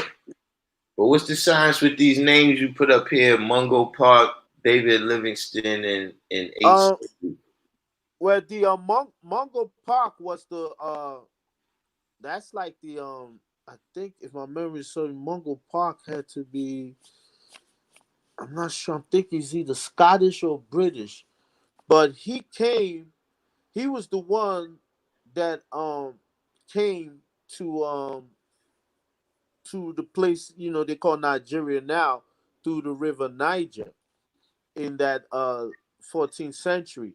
And while he was one of those explorers. So while with the expedition, he was coming in just to look at the lay of the land and study the people. So while he was in the boat, he got bit by a mosquito and he Mm. caught fever, and that's how he died. And you know, the Lander brothers, they came and continued his expedition. They were trying to go through the river Niger to go all the way down to where the river Niger terminated. And I don't know what happened to the Lander brothers, but I know that they got into a whole lot of situations with the natives. But I noticed that once Mungo Park, right, and a lot of these other explorers, once they, Peace, God. you know, couldn't live in Africa because of them catching fevers and headaches and just dying, it was after that that these countries started to bring their government in, and that's how they locked down some of these major countries in in West Africa. Now David Livingston, he's in South Africa, and I think H. Stanley, they were dealing with like places in Central Africa. You know, they coming in there, they studying how the people are. You know, they've already got prior knowledge to the area. You know, the people, what type of risk factors they have for whatever ailments they could catch. And that's why you always see that they kind of dressed in like those khakis, you know, the Indiana Jones outfit. I was just thinking about that the other day. Like, wow, I see why. Because they got to study the health, the science of the area, the geography. You know what I'm saying? Studying the square miles of the area where the people live, so that they could know. Because to them, coming to Africa was like an expedition. You know, Mm. so once they caught that the malaria viruses and they were dying of different diseases, they ramped up. And it reminds me of today, how just because of corona virus, you know, and how it has affected people, it seems like the regular people that are being locked down. And it seems like, you know, the more that you don't have it, the more that they make it seem like you the problem, which is based on just faulty information that they taking as knowledge. Mm. And what's the science? We got the God Savior just came on the live stream. Peace, God. Peace, God. Peace, peace, peace. No, I just showing my face and shit. I ain't never been on here before. All right. Saying Yeah, peace to we Peace, got, God. God. no doubt. Yeah, you know, that's another science too. Like the science when they went to India and Africa in particular, right? is that in China they did the same thing where you got a lot of people, right? And they was able to master them by the way they built the society. You know what I'm saying? Like one thing they did is they developed all those port cities. You know what I'm saying? Because first of all, especially with the British Empire, you know what I'm saying? Their strength was the Navy. You know what I'm Exactly. saying? And then they can control those port cities. You understand what I'm saying? And kind of extract all the wealth through the port cities. You see what I'm saying? By having the trading post there. So now you got the people bringing their wealth out. You know what I'm saying? The people, the indigenous people is bringing their own wealth out to the port cities. The word that word of that trading post that you were mentioning is two words that represent that. Those are the counselors and the diplomats. See, they come in with those people who come and do business with them or talk to the heads of authority. So, especially when you look at the history of Lagos in Nigeria, because that was a very fun part of history that I liked about studying history, because Lagos had a lot of history about how the British came in. So, when you had King Dosumu, who was king like at the same time between 14th and 15th century, Dosumu allowed a lot of these British diplomats like Campbell and Beecroft and some of them, they settled in the land. And while they were doing that, it was kind of like sort of like espionage. They understand the lay of the land. They recognizing, some of the different people of influences and some of the places. And that's how they study these ports. These are the places where the wealth of that nation is coming from. And then when you see how Lagos was taken, that's that infamous gunboat diplomacy where you had the British Navy, because Akintoye was gonna actually Akintoye was gonna fight Kosaka because Kosaka was trying to like trade with the British. So by the time Akintoye had defeated Kosaka and his son was ruling, the British just came to round the place up. So what that meant was that they already had so much foothold in Lagos in terms of knowing the government, knowing the setup, knowing the map out of the landmark like you were talking about, because when they added money to those places, they are learning how the area is so set up, so they could decide to take it when they want it. So that's what happened. The Navy ship, they were right by the Lagos Lagoon. Like if you look at your map, that same place where you see Lagos at the corner of Nigeria, right there was where the naval ship stood, and they were just throwing bombs through the area. And when that happened, the king had to come out, and it was sort of like a form of surrender. And then they now drafted the trade agreement, how they dealing with them, and that's how they were able to infiltrate these ports. Because once they have you in a block, then at that point in time, in order for you to go on or live, or they losing their stronghold, you'd have to now redraft, the terms of the agreement in trade. And this was how they were able to funnel some of this, natural resources from Lagos. You could got Gambia, Dakar, definitely one of where everybody know Accra definitely is one, because all these are right by the waters. These are places that had a lot of wealth of these nations of people, and how you had that trader, coming in and making deals for days, trying to get more and more influence. Yeah, that lead me to another question I never really thought about before. How much of the kind of existing infrastructure did they take advantage of. You know what I'm saying? Like in New York, Broadway, the street Broadway in Manhattan, that's an Indian trail. Like that Broadway goes all the way up to like Buffalo or something like that. You know what I'm saying? Wow. Yeah. So, they, to a certain degree, they kind of use the Indian trails and everything, you know what I'm saying, to some of the highways that they got right now in America is Indian trails. You understand what I'm saying? How much was they able to do that in Africa? Well, I think that more so, they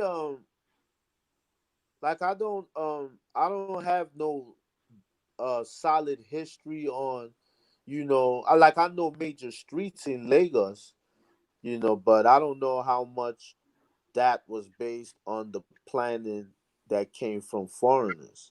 But I will say that, there were certain places in Lagos Island, and and places in Ikoyi that are by the water, by the lagoon, where you have British people in those areas. So I would say in terms of influence, it would more like be like the government infrastructure, places where they had parliaments, and when they now decided to give, the so-called independence, that now became the areas where the personnel of the new republic, they formed a government. But the most places where they took advantage Yeah. was more in business raw materials, God, because it's more in the raw materials of these places that they were able to now franchise their trading companies. And when they franchised the trading companies, they took that back to their place. So you have United Trading Company getting like palm kernel from Onisha, or getting certain raw materials from places in Abeokuta, and these are cities in Nigeria. But when they get these raw materials, they take it and use it to make their own brand of material or where that they want to manufacture. That's why you notice that countries like Britain and Spain, they were able to survive of these portals of natural resources, like funneling it back to their own economy, while they're always messing us on the money tip with the IMF, increasing the rates of our currencies and allowing our debts to increase a lot larger. So where they took advantage of was more in the raw materials. What was so interesting with the United Trading Company, right? They had a machine where they took palm oil nuts and the palm kernel, and they were able to make rubber with it and make other products. And I think that there was a period, and this was like right around, recently. Now you talking about maybe 16th century stuff, 17th century stuff. The British, I mean the Dutch company, right? They wouldn't teach the natives how to make the same machine or equipment that they use to process the palm nuts and the kernels. So it just showed you that in that trade he had no honor. He just wanted to take more and didn't even give you less to get. By the time we go and figure it out, you know what I'm saying? True, understand power degree in 136 when their own people find out that they were over here. And that represents he trying to take more of our value, our power, our people, you know what I'm saying, our places, our natural resources, which is the land and water too, in the power degree in the 1 to 40, and how he rather increase himself, that's that world domination, you know. So that's where he took advantage more. So, like a lot of these big companies that you see in Britain, that you see in Europe, they wouldn't be big if not for the raw materials of the very places that they colonized. You think maybe that might like be like another result of this that we might not have been thinking about yet is that they might make, they might try to squeeze Africa. You know what I'm saying? Meaning that like certain, especially I know France is still very dependent on Africa. I don't know how much Britain is still dependent on their former colonies in Africa. You know what I'm saying? But I do know that a lot of times when they get in trouble, they put this squeeze on Africa and start asking back loans and things of that nature. You think that might end? You know what I'm talking about, because it was such a, there's been such a blow to their economies.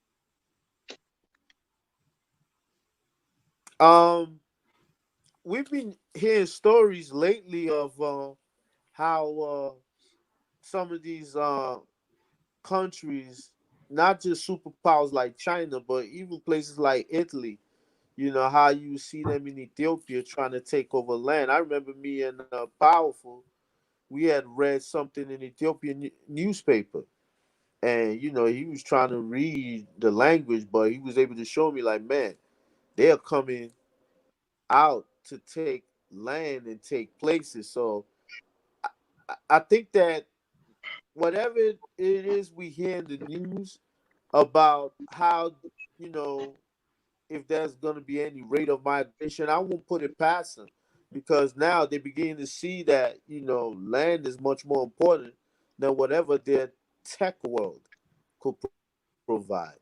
So I could see, them trying to form, like they've been trying to form alliances on different levels, whether it's on the health tip, on the political tip, like they try to do with Kenya and what's his Kenyatta, the whole scourge of him being locked up in the wall, the wall, was it the wall prison? He was charged for war crimes basically, and those type of things where they always deal with us on that level. So I know that, it's definitely possible that they start trying to form these alliances again. And it would be on the new level. It would still be the same mindset where, the devil doesn't deal with equality. But more, it would be the game would be to deal with them with the respect. Just basically they replay, what I'm saying, the anti-orientation guard, where they come around and act like they're friends. But this time, because now these places are called republics, they're countries. I mean, in terms of Africa, right? They'll act like they respect their sovereignty. But once they start getting to the drawing board and drawing table, that's when they'll start flexing all their power so that they can take the biggest share of these things. I think that what will have to happen is we'd have to see it in terms of foreign companies, trying to strike deals. If you see like an African country, like that Dangote company, I've been watching them because they got their commercials now in the US. So I'm worrying about the contracts that they're signing down here. I mean, do they do work up here? They'd have to be. This guy sells cement, he does buildings, real estate, and I remember his name in the 80s when I used to live in Nigeria. I just knew that his family were into, the government scene. So he must have made his money plus money from Pops, and he seems like he's doing well. And I think he was also on CNN one time. But I know that that's one way where you could have, like folks who own companies back home, who if they just in for themselves and they don't care, and they got that whole corruption mindset, they probably won't mind getting contracts in the West. You know what I'm saying? Like, distributing materials that way. So That's that's the something we thing just I was, gotta learn to see. Go yeah, that's, ahead. that's another thing I was thinking too. Like you think, it appears to be right now like a kind of new wave of leaders over there. You know what I'm saying? Like the Julius Malimas and the guy from Tanzania. Dudes appear to be speaking up, saying, Right. listen, we don't like these deals. You know what I'm saying? Like we don't want to cut no more deals. Exactly. And you know what? I like that move when he let the cat out the bag about the testing kits for the COVID, how those things were not right and exact. And just his permanence of we're not even trying to deal with none of that. And Ethiopia for a while, they've been having mission statement begging people from other countries not to bring none of try to bring those infections through their borders. So I think there's just one of those things of them understanding that they don't like the devil because he ain't got nothing, and just going with with what they know, which is just dealing with health in the way you deal with it. Not in those countries, you either go to the hospital get yourself healed, or if you know remedies that could heal different ailments that you may have, then you go for that. So and I'm glad that we got this new wave of people who are coming around who will understand how to be able to just pay attention to what the colored man is doing and the games he played, his brand of diplomacy, you know, where he smiles. I like to think about it where when you talk to somebody, right, they smile, right, and when you walk away, try and steal another smile to see if they're gonna change their face. See, that's how the devil does with diplomacy. He smiles in your face and you make a deal, shake hands, and everything's firm. But as soon as you turn, you might see his real face. So I like how that governor in Tanzania at least, do these little critiques. And that's how you stop the West, when they do something wrong, you critique them and let them know that that's not right and exact. That's one way you show your sovereignty. So I like to see more people. I was like, yeah, man, my man. Is Hit them out. do they have a number, like because I seen with a lot of the deals that they got, and I'm talking about the deals that they made for independence. There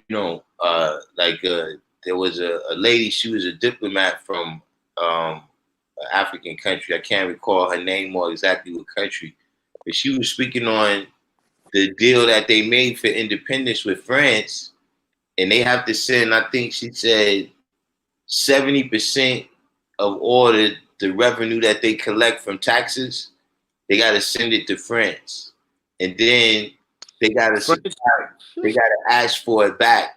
But then they could only get back, the maximum they could get back is 30% of the 70% that they sent. You know what I'm saying? So, and this is like a lifetime deal, I guess. You know what I mean? So that's what I'm saying. Like, has anyone established, like, all right, how much you saying we owe you? You know what I'm saying?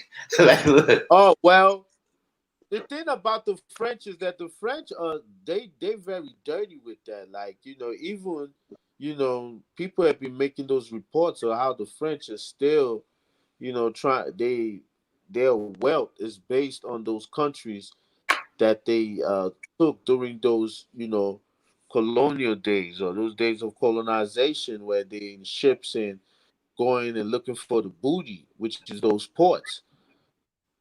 So with France, what I heard from watching BBC, I can't remember. It's probably less than 6 months I saw this, but I saw that France still a lot of them the money that they make, like their GDP, they base it on these places that they try to make these places look like they're aspects of their country, like some of those West African countries, like in West Africa most of the places were colonized by France.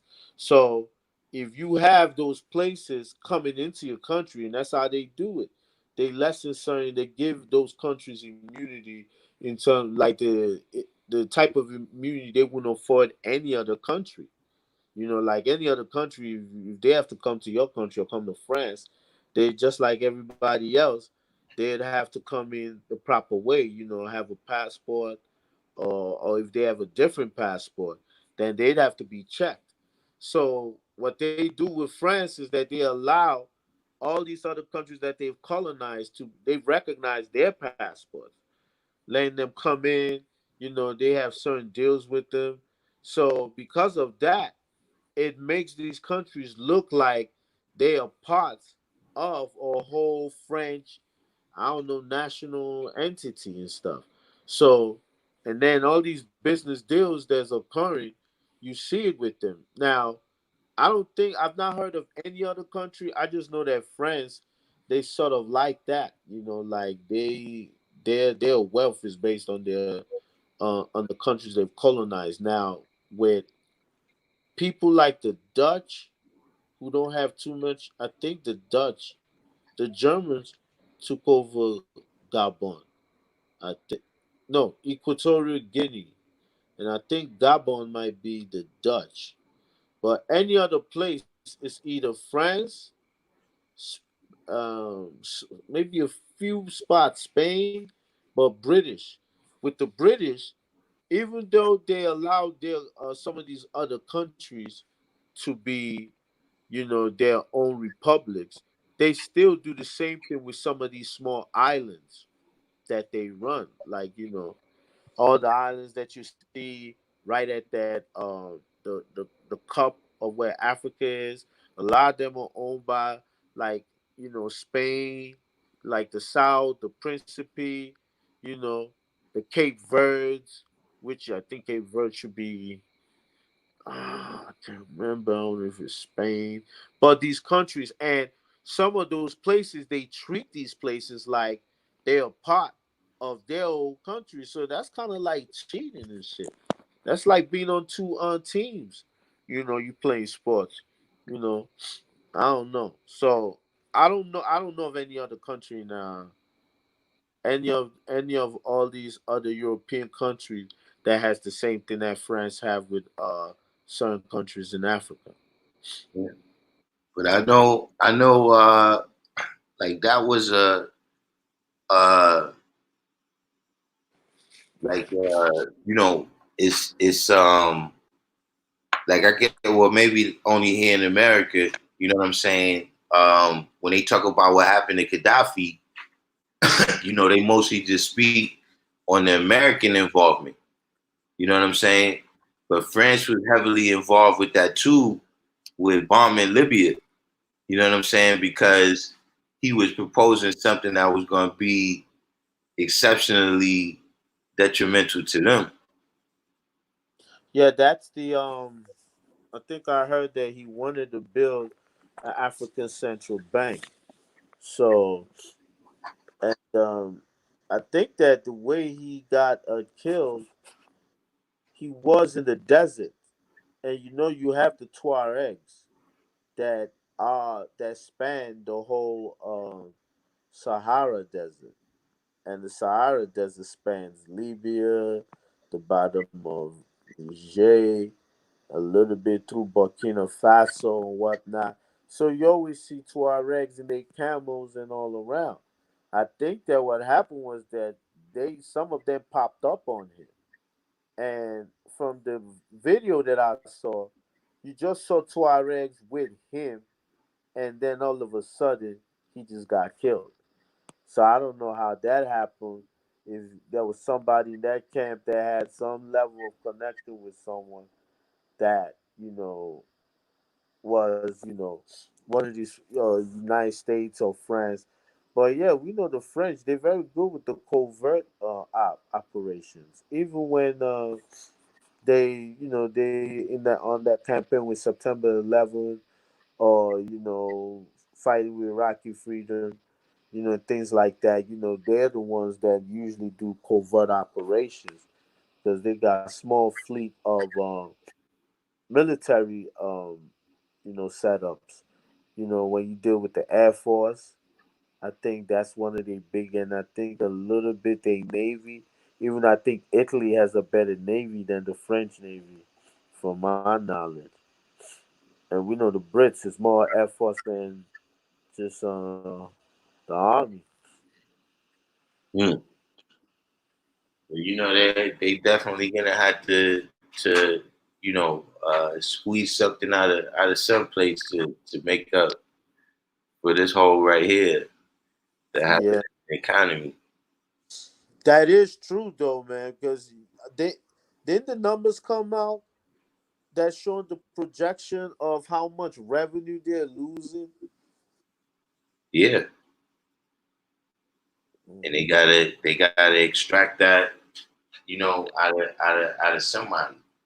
You know what I'm saying? And that's generally gonna be the people at the bottom of society. You know what I'm saying? Mm. So in the world society, that means the quote unquote third world countries. That's right, man.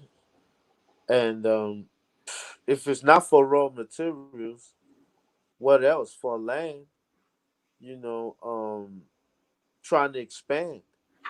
Well, you know what I was hearing with the Chinese is that the Chinese is starting, like, the wealth that they've gained is their workers are starting to get priced out of the world labor market too. That they trying to outsource to Africa now. Yeah, that's some stuff that they've been in for the last 5 years.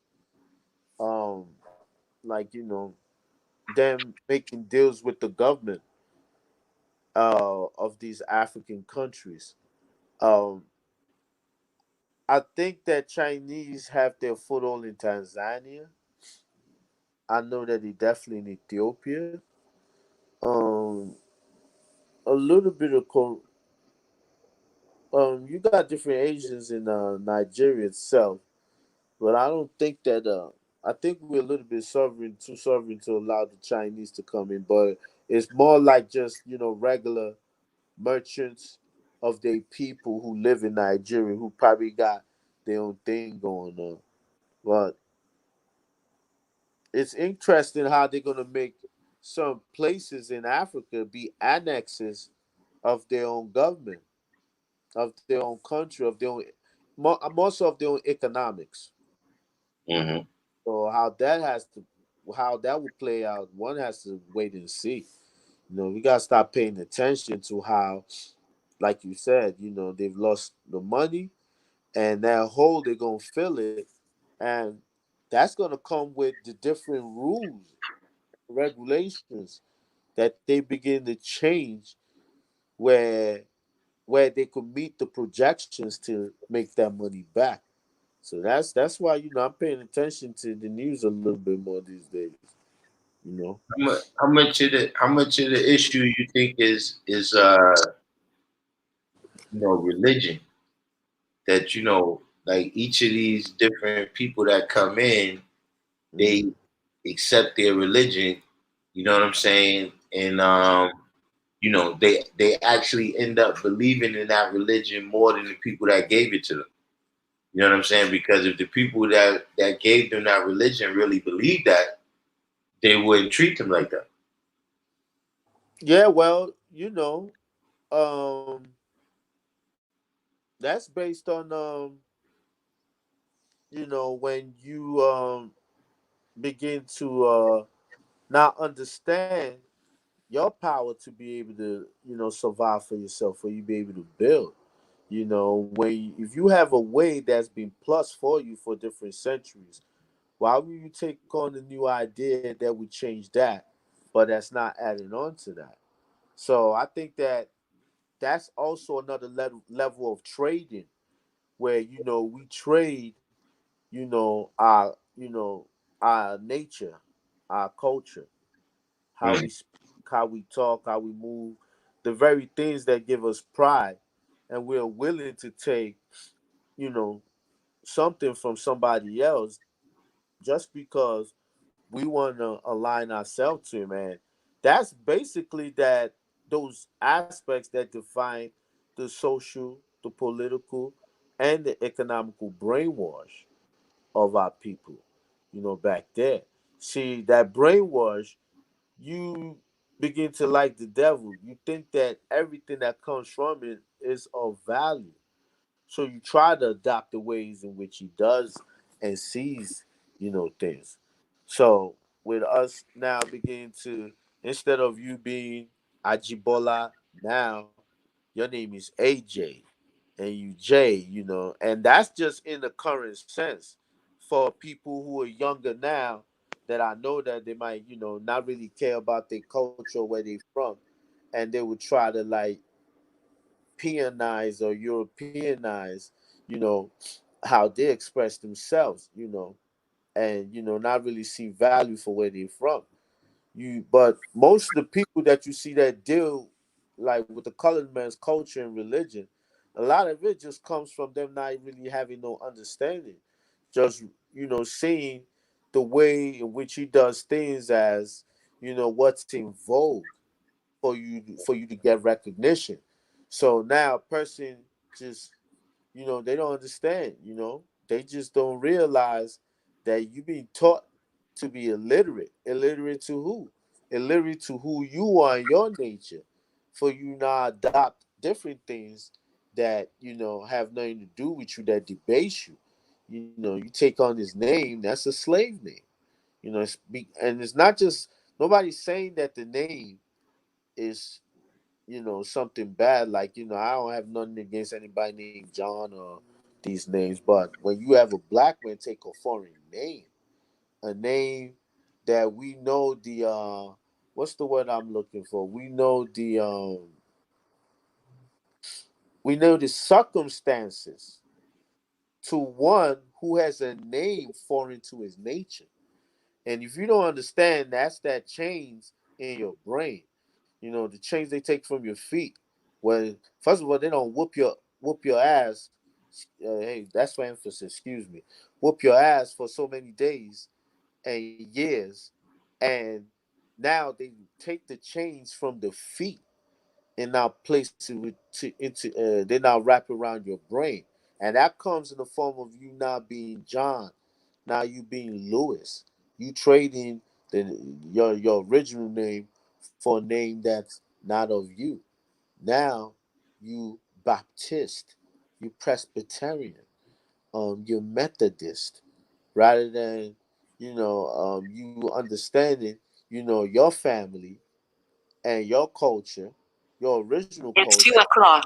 and even and there are ways to really understand through your parents, because I had asked my OGs a lot of questions about their parents. So a lot of that makes you feel separate from your own when you begin to adopt these different things or different ways that are not associated with the nature of who you are as an original man. Just like Allah told us, now once you have knowledge of self, you should know your name, you should know where you're from, you should know your family history, because that's how you can show and prove to be that Asiatic black man in the knowledge degree. So when people don't understand why that's important, then they do these things that they do. They like devil because the devil gives them nothing. Yeah. See, a lot of them tactics, is the same tactics that they use in the cities, at least in our neighborhoods.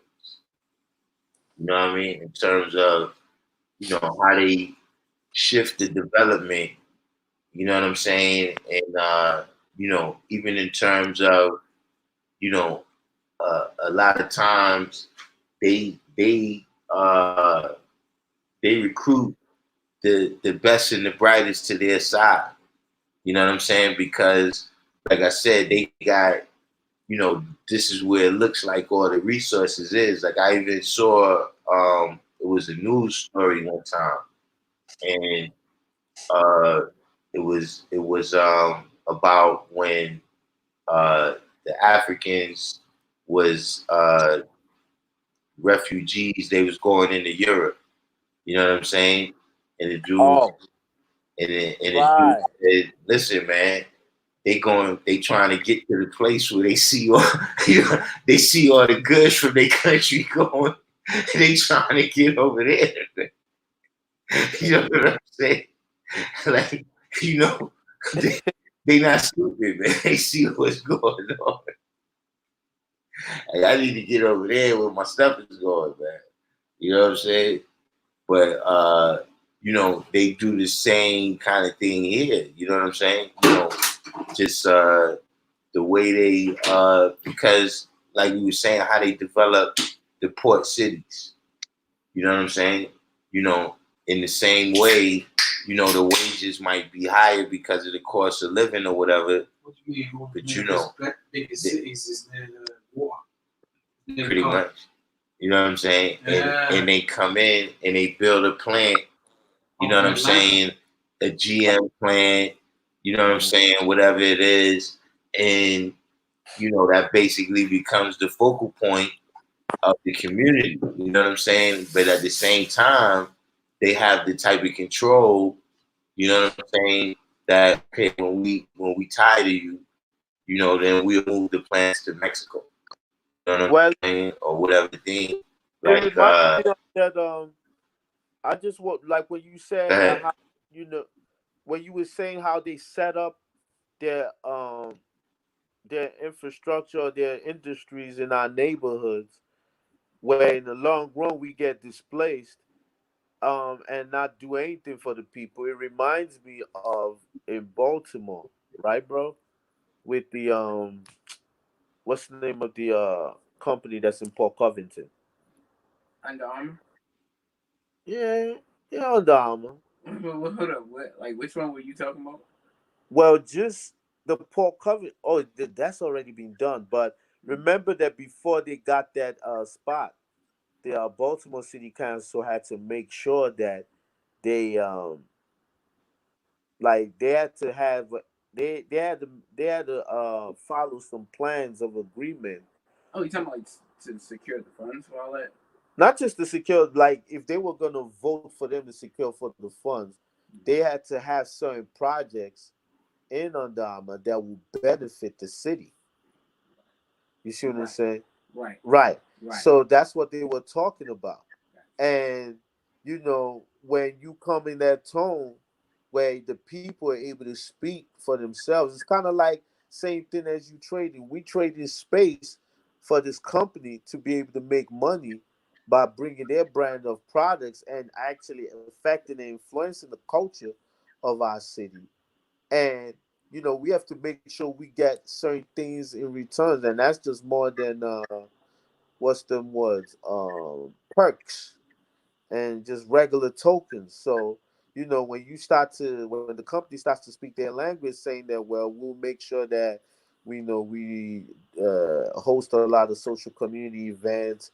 We'll make sure that we give, you know, certain charities, or we give certain donations to you know, certain programs that are around the city, and you know, have different, you know, projects that they will have to benefit that city. Then that city could be able to, you know, help them to appropriate the land and space for them to build their companies on.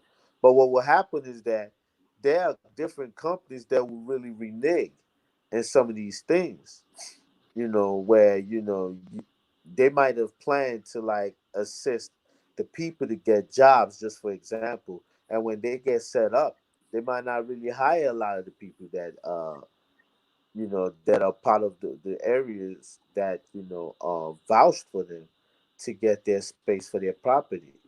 Now, speaking to what you were saying, how they take some of the best of our talent, you know, or the best of what we got, you know, like when you have, you know, that's also part of the tactics of the dealing of these corporations that come, or companies that come into the neighborhood, because a lot of times if they have that step ahead where they're already plotting, right, they're already figuring out what the area is about, where the people are, you know, the different breakdowns of the districts in those areas, then, and you know, they could be able to set up to the point that now they are dictating, you know, aspects of the deal about how they're gonna operate with their companies, and they might not even give back to those cities. But if the people in the community understand that, you know,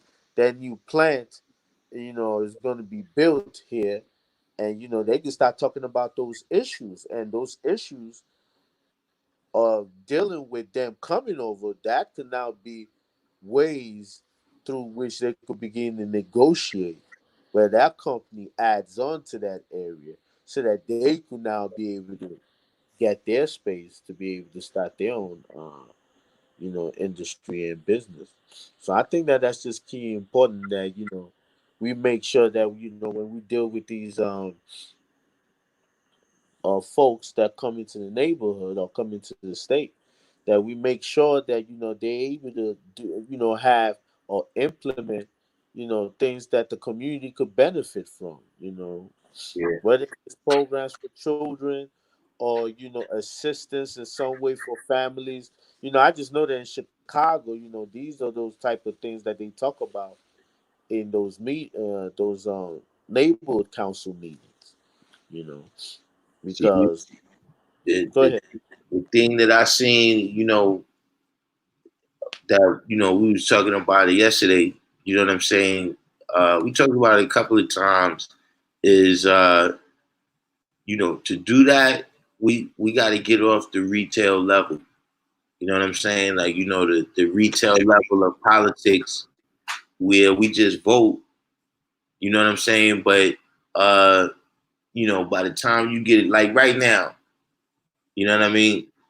You know, uh, even when you go back to Bernie Sanders, that was in the race. You know what I mean? You got as progressive as the nation say they are, right? You Right. got three guys that's 80 years old that was competing for the presidency. You understand what I'm saying? So it's like, yeah, you getting a chance to vote, but who you getting a chance to vote for? You know what I'm saying? You know, um, and so we got to get in on the level where those decisions are made. You know what I'm saying? Because some things that happen, like what's her name? Ocasio Cortez. Okay. Yeah, That's she got in with 1,700 votes. what. So what? That's less than her opponent. Nah, it's more, but it's like 75,000 people or something in the district. Oh. You see what I'm saying? So I'm saying that, but now look at the impact that she's having, you know, on the discussion and on the policy. You understand what I'm saying? That's true. That's and that's what I was gonna. I agree with you on that. Like we got to be able to groom one of our own, whether if it's from time. But that's just like in soccer, right? When you got these players who are good, they start to raise them in the academy, all the way to now. You now see them on the big stage when they're 20 years old. It's the same thing with when we dealing with putting our own numbers in politics. Like if we could, if we know a young and upcoming people that are very smart and they that these people have had their education, and we know that they are outstanding member of society. These are those people that if we know that they blend with us in certain ways of thinking, like these could be those people that we keep in mind, that we push through if they even have, especially if they want to, have a career in it, where they want to get into politics, and just by how well rounded that person could be, you could start pushing that person through the pipes, and getting them to have that influence, so that now we could project the time where that person would even be able to build up that standing to be able to have, get close to, these arenas of those arenas in the government that control our people activity, so that when we have that young person that we groom through the education lane, by the time he starts getting that job at Department of Education, we could be able to have him to start influencing things on the local level. When they're having their board meetings, when they are giving out, when they dishing, when they're drafting the budget, things of that nature, where we could decide that we propose that they send some of the money to certain areas That's that something that happened in Harlem. In Harlem, uh, uh, Charles Rangel, he was the head of the Appropriations Committee in right. Congress. You know what I'm saying? So that's one of the most powerful people in the government. Like some ad or something in between your verse and Tragi's verse. Go on Wednesday, yeah? Yo, check it out, yeah. Fine. What I did is moving forward 4 bars. I gotta cut. I'm gonna come check it, man. Just, we here mixing. We in here mixing down too, man. But what was oh yeah, Charles Rangel was the head of the Appropriations Committee. You know what I'm saying? So he was very powerful because he's the guy that has to okay the money. Like whatever it is, like we going to war in Iraq, he can pull the plug by just saying, "Nah, I'm not signing off." You know what I'm saying? But see, Right. he didn't really groom anybody. You see what I'm saying? Like he came up behind Adam Clayton Powell. You know what I'm saying? He actually has something to do with Adam Clayton Powell's downfall. I don't know the exact story. I'll have to research Wow. it. You know what I'm saying? But see, he didn't groom, you know what I'm saying, any young politician to come in and take his place. You know what I'm saying? Because the gentrification in Harlem is already starting to be reflected in the political structure. You know what I'm saying? Well, in those cases, then that's where the problem lies. When you can have people that will really continue what you have going, then that means that whatever you may have, that you want to project on the scene due to your standing in politics. Once you out of here, then it could die. Nobody will continue that legacy. Now, what I look at when I see Elijah Cummings have different people. Even his wife. You know, she too was groomed, and she was now running for his seat against Kwame. Kwame Kwesi. So he has different people that he's influenced or have groomed to a certain level that some of the very platforms, some of the very standpoints in government that he was for, he projected it. You even saw that, this whole idea of trying to of setting up the impeachment of DJ Trump was based on some of the speeches that he gave months before he returned. And Nancy Pelosi will always quote him when she was letting the nation know that they were going to set up these counts of impeachment. So I think that's important, basically, to have that the person that you groom, like the way because you continue that legacy. These are the times that you are able to make sure that whatever plans that we have the manpower through the time, through the test of time that will make sure these things, are being manifested. Yeah, Elisha Cummings, really, I would say Baltimore, man. The entire political structure there, they represent uh a group that's beholden to the Democratic Party. You know what I'm saying? Uh, and Elisha Cummings, he's one of the main people. Elisha Cummings, John Lewis, Right. People who, you could go back to the '60s. You know what I'm They saying? from the And days of see, Martin Luther King. and see including film when I'm speaking, and they speaking totally different than they speaking now. And what you just said, I think that's an aspect of it. You know what I mean? That I think some of them may have done it out of fear. You know what I'm saying? That I could be next. You know what I'm saying? right, Some of them probably did it for the luxury. You know what I'm saying? And some of them probably did it because they really believed that, okay, you know, now we could just go about doing whatever we got to do. You know what I'm saying? And but you know, at some point, uh, you know, it's a Republican talking point, and you know, I hate to agree with either side. You know what I'm saying myself, but you know, a lot of the cities where the original man is doing the worst, the power structure is black. But right, yeah, you know what I'm saying? A lot of these countries, I mean, a lot of these cities where the original man is doing the worst, the power right, structure is black. Like Baltimore, when they leaders come out and talk, everybody's black.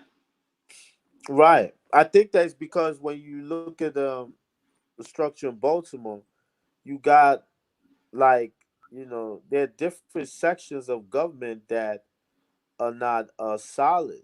Like the at least from what I know since the times I've been here, these are still aspects that they're struggling with. Whether if it's treasury in terms of the budget and where they allocate funds, whether if it's some of the council laws, you have the school system, you know what I'm saying, that are run by people that look like me, who are supposed to have household names. And and then you now have the head, where now we now have to deal with not only track record in terms of what policies they've implemented. I mean the mayor or governor, but you got this issue of corruption where in the last, what's Sheila Dixon? What year was Sheila Dixon? Like 2007. 2007. So in the last 14, 15 years, there've been, situations where two to or three mayors have gotten involved in a corruption stint, where, Yeah. they've been accused of taking money. So apart from even that, what that shows you is the atmosphere of where business of our leaders is just on the sense of you come as you go. People just doing their jobs, they get anywhere they fit in, they give lofty speeches. However, they don't tend to do much, And to kind of like solve the situations that's happening to the people in those areas. You know what I'm and I'm gonna saying? tell you another thing about them. You know, they got that same dynamic from Africa where they tribal. Like even a lot of these people that you see in these cities, you know, like and I noticed this is especially true in Baltimore. The whole family has been politics for generations. Oh yeah. You know what I'm saying? Oh yeah. And they got like a whole class of people that they intermarry with and that get the government contracts and you know they always getting caught doing their corruption with. I think that zip code for some reason is being structured like that. Like I noticed that there's certain places where people who might be from outside of the country, that you see them, they tend to live in those areas. And those areas have a certain level of structure with them versus people who are from those cities, you know. So it becomes tribal. You have these are the places where, Yeah, you man. have areas where For you have the sure. Baltimorean whites and you'd have the other whites that are from other states. They live more in the downtown area and they tend to be professionals. And then you'd have all the international Caribbean and African people that live on the west side. So in those aspects, it's definitely tribal, man. Like once you live west side of Baltimore and you start to go into downtown, you're not gonna see your Caribbean dude or your homeboy who's from Ghana or Nigeria or whatever. You start to deal with, you know, people are my brothers and sisters who are from here, who they also classify like it's in a different tribe than I am, you know, because of them using those small differences to categorize us. Yeah. But yo, man, it's time, man. I'm about to take it down. You know what I'm saying? I'm Um, about to I'm about to go take one of my brothers here, you know, of Freedom Divine. We've been building on the what are we building on? The 12 Jewels of Islam and what's the other people? We were also dealing with the we deal with supreme mathematics. Yeah. You know, and how it deals with the basically the same thing regarding analyzing mathematics and, you know, the application of mathematics in living form. You know, and the yeah, case where I've been trying to hone on is actually using the mathematics to define the alphabets. You know what I'm saying? no doubt. All right. That's peace. And thank you for this platform. I appreciate it. Peace to everybody, G. We're gonna build soon, Lord. All right, no doubt. Peace to the God. All right, peace, God. So yeah, before I go, uh another reminder that another reminder that I'm almost at 800 subscribers. So when I get to 800, I'm gonna put all the shirts on sale for a couple days. You know what I'm saying? The GoFundMe is at $806. So we over 1/4 of the way there on the initial goal, which is excellent. I see y'all tomorrow. Peace.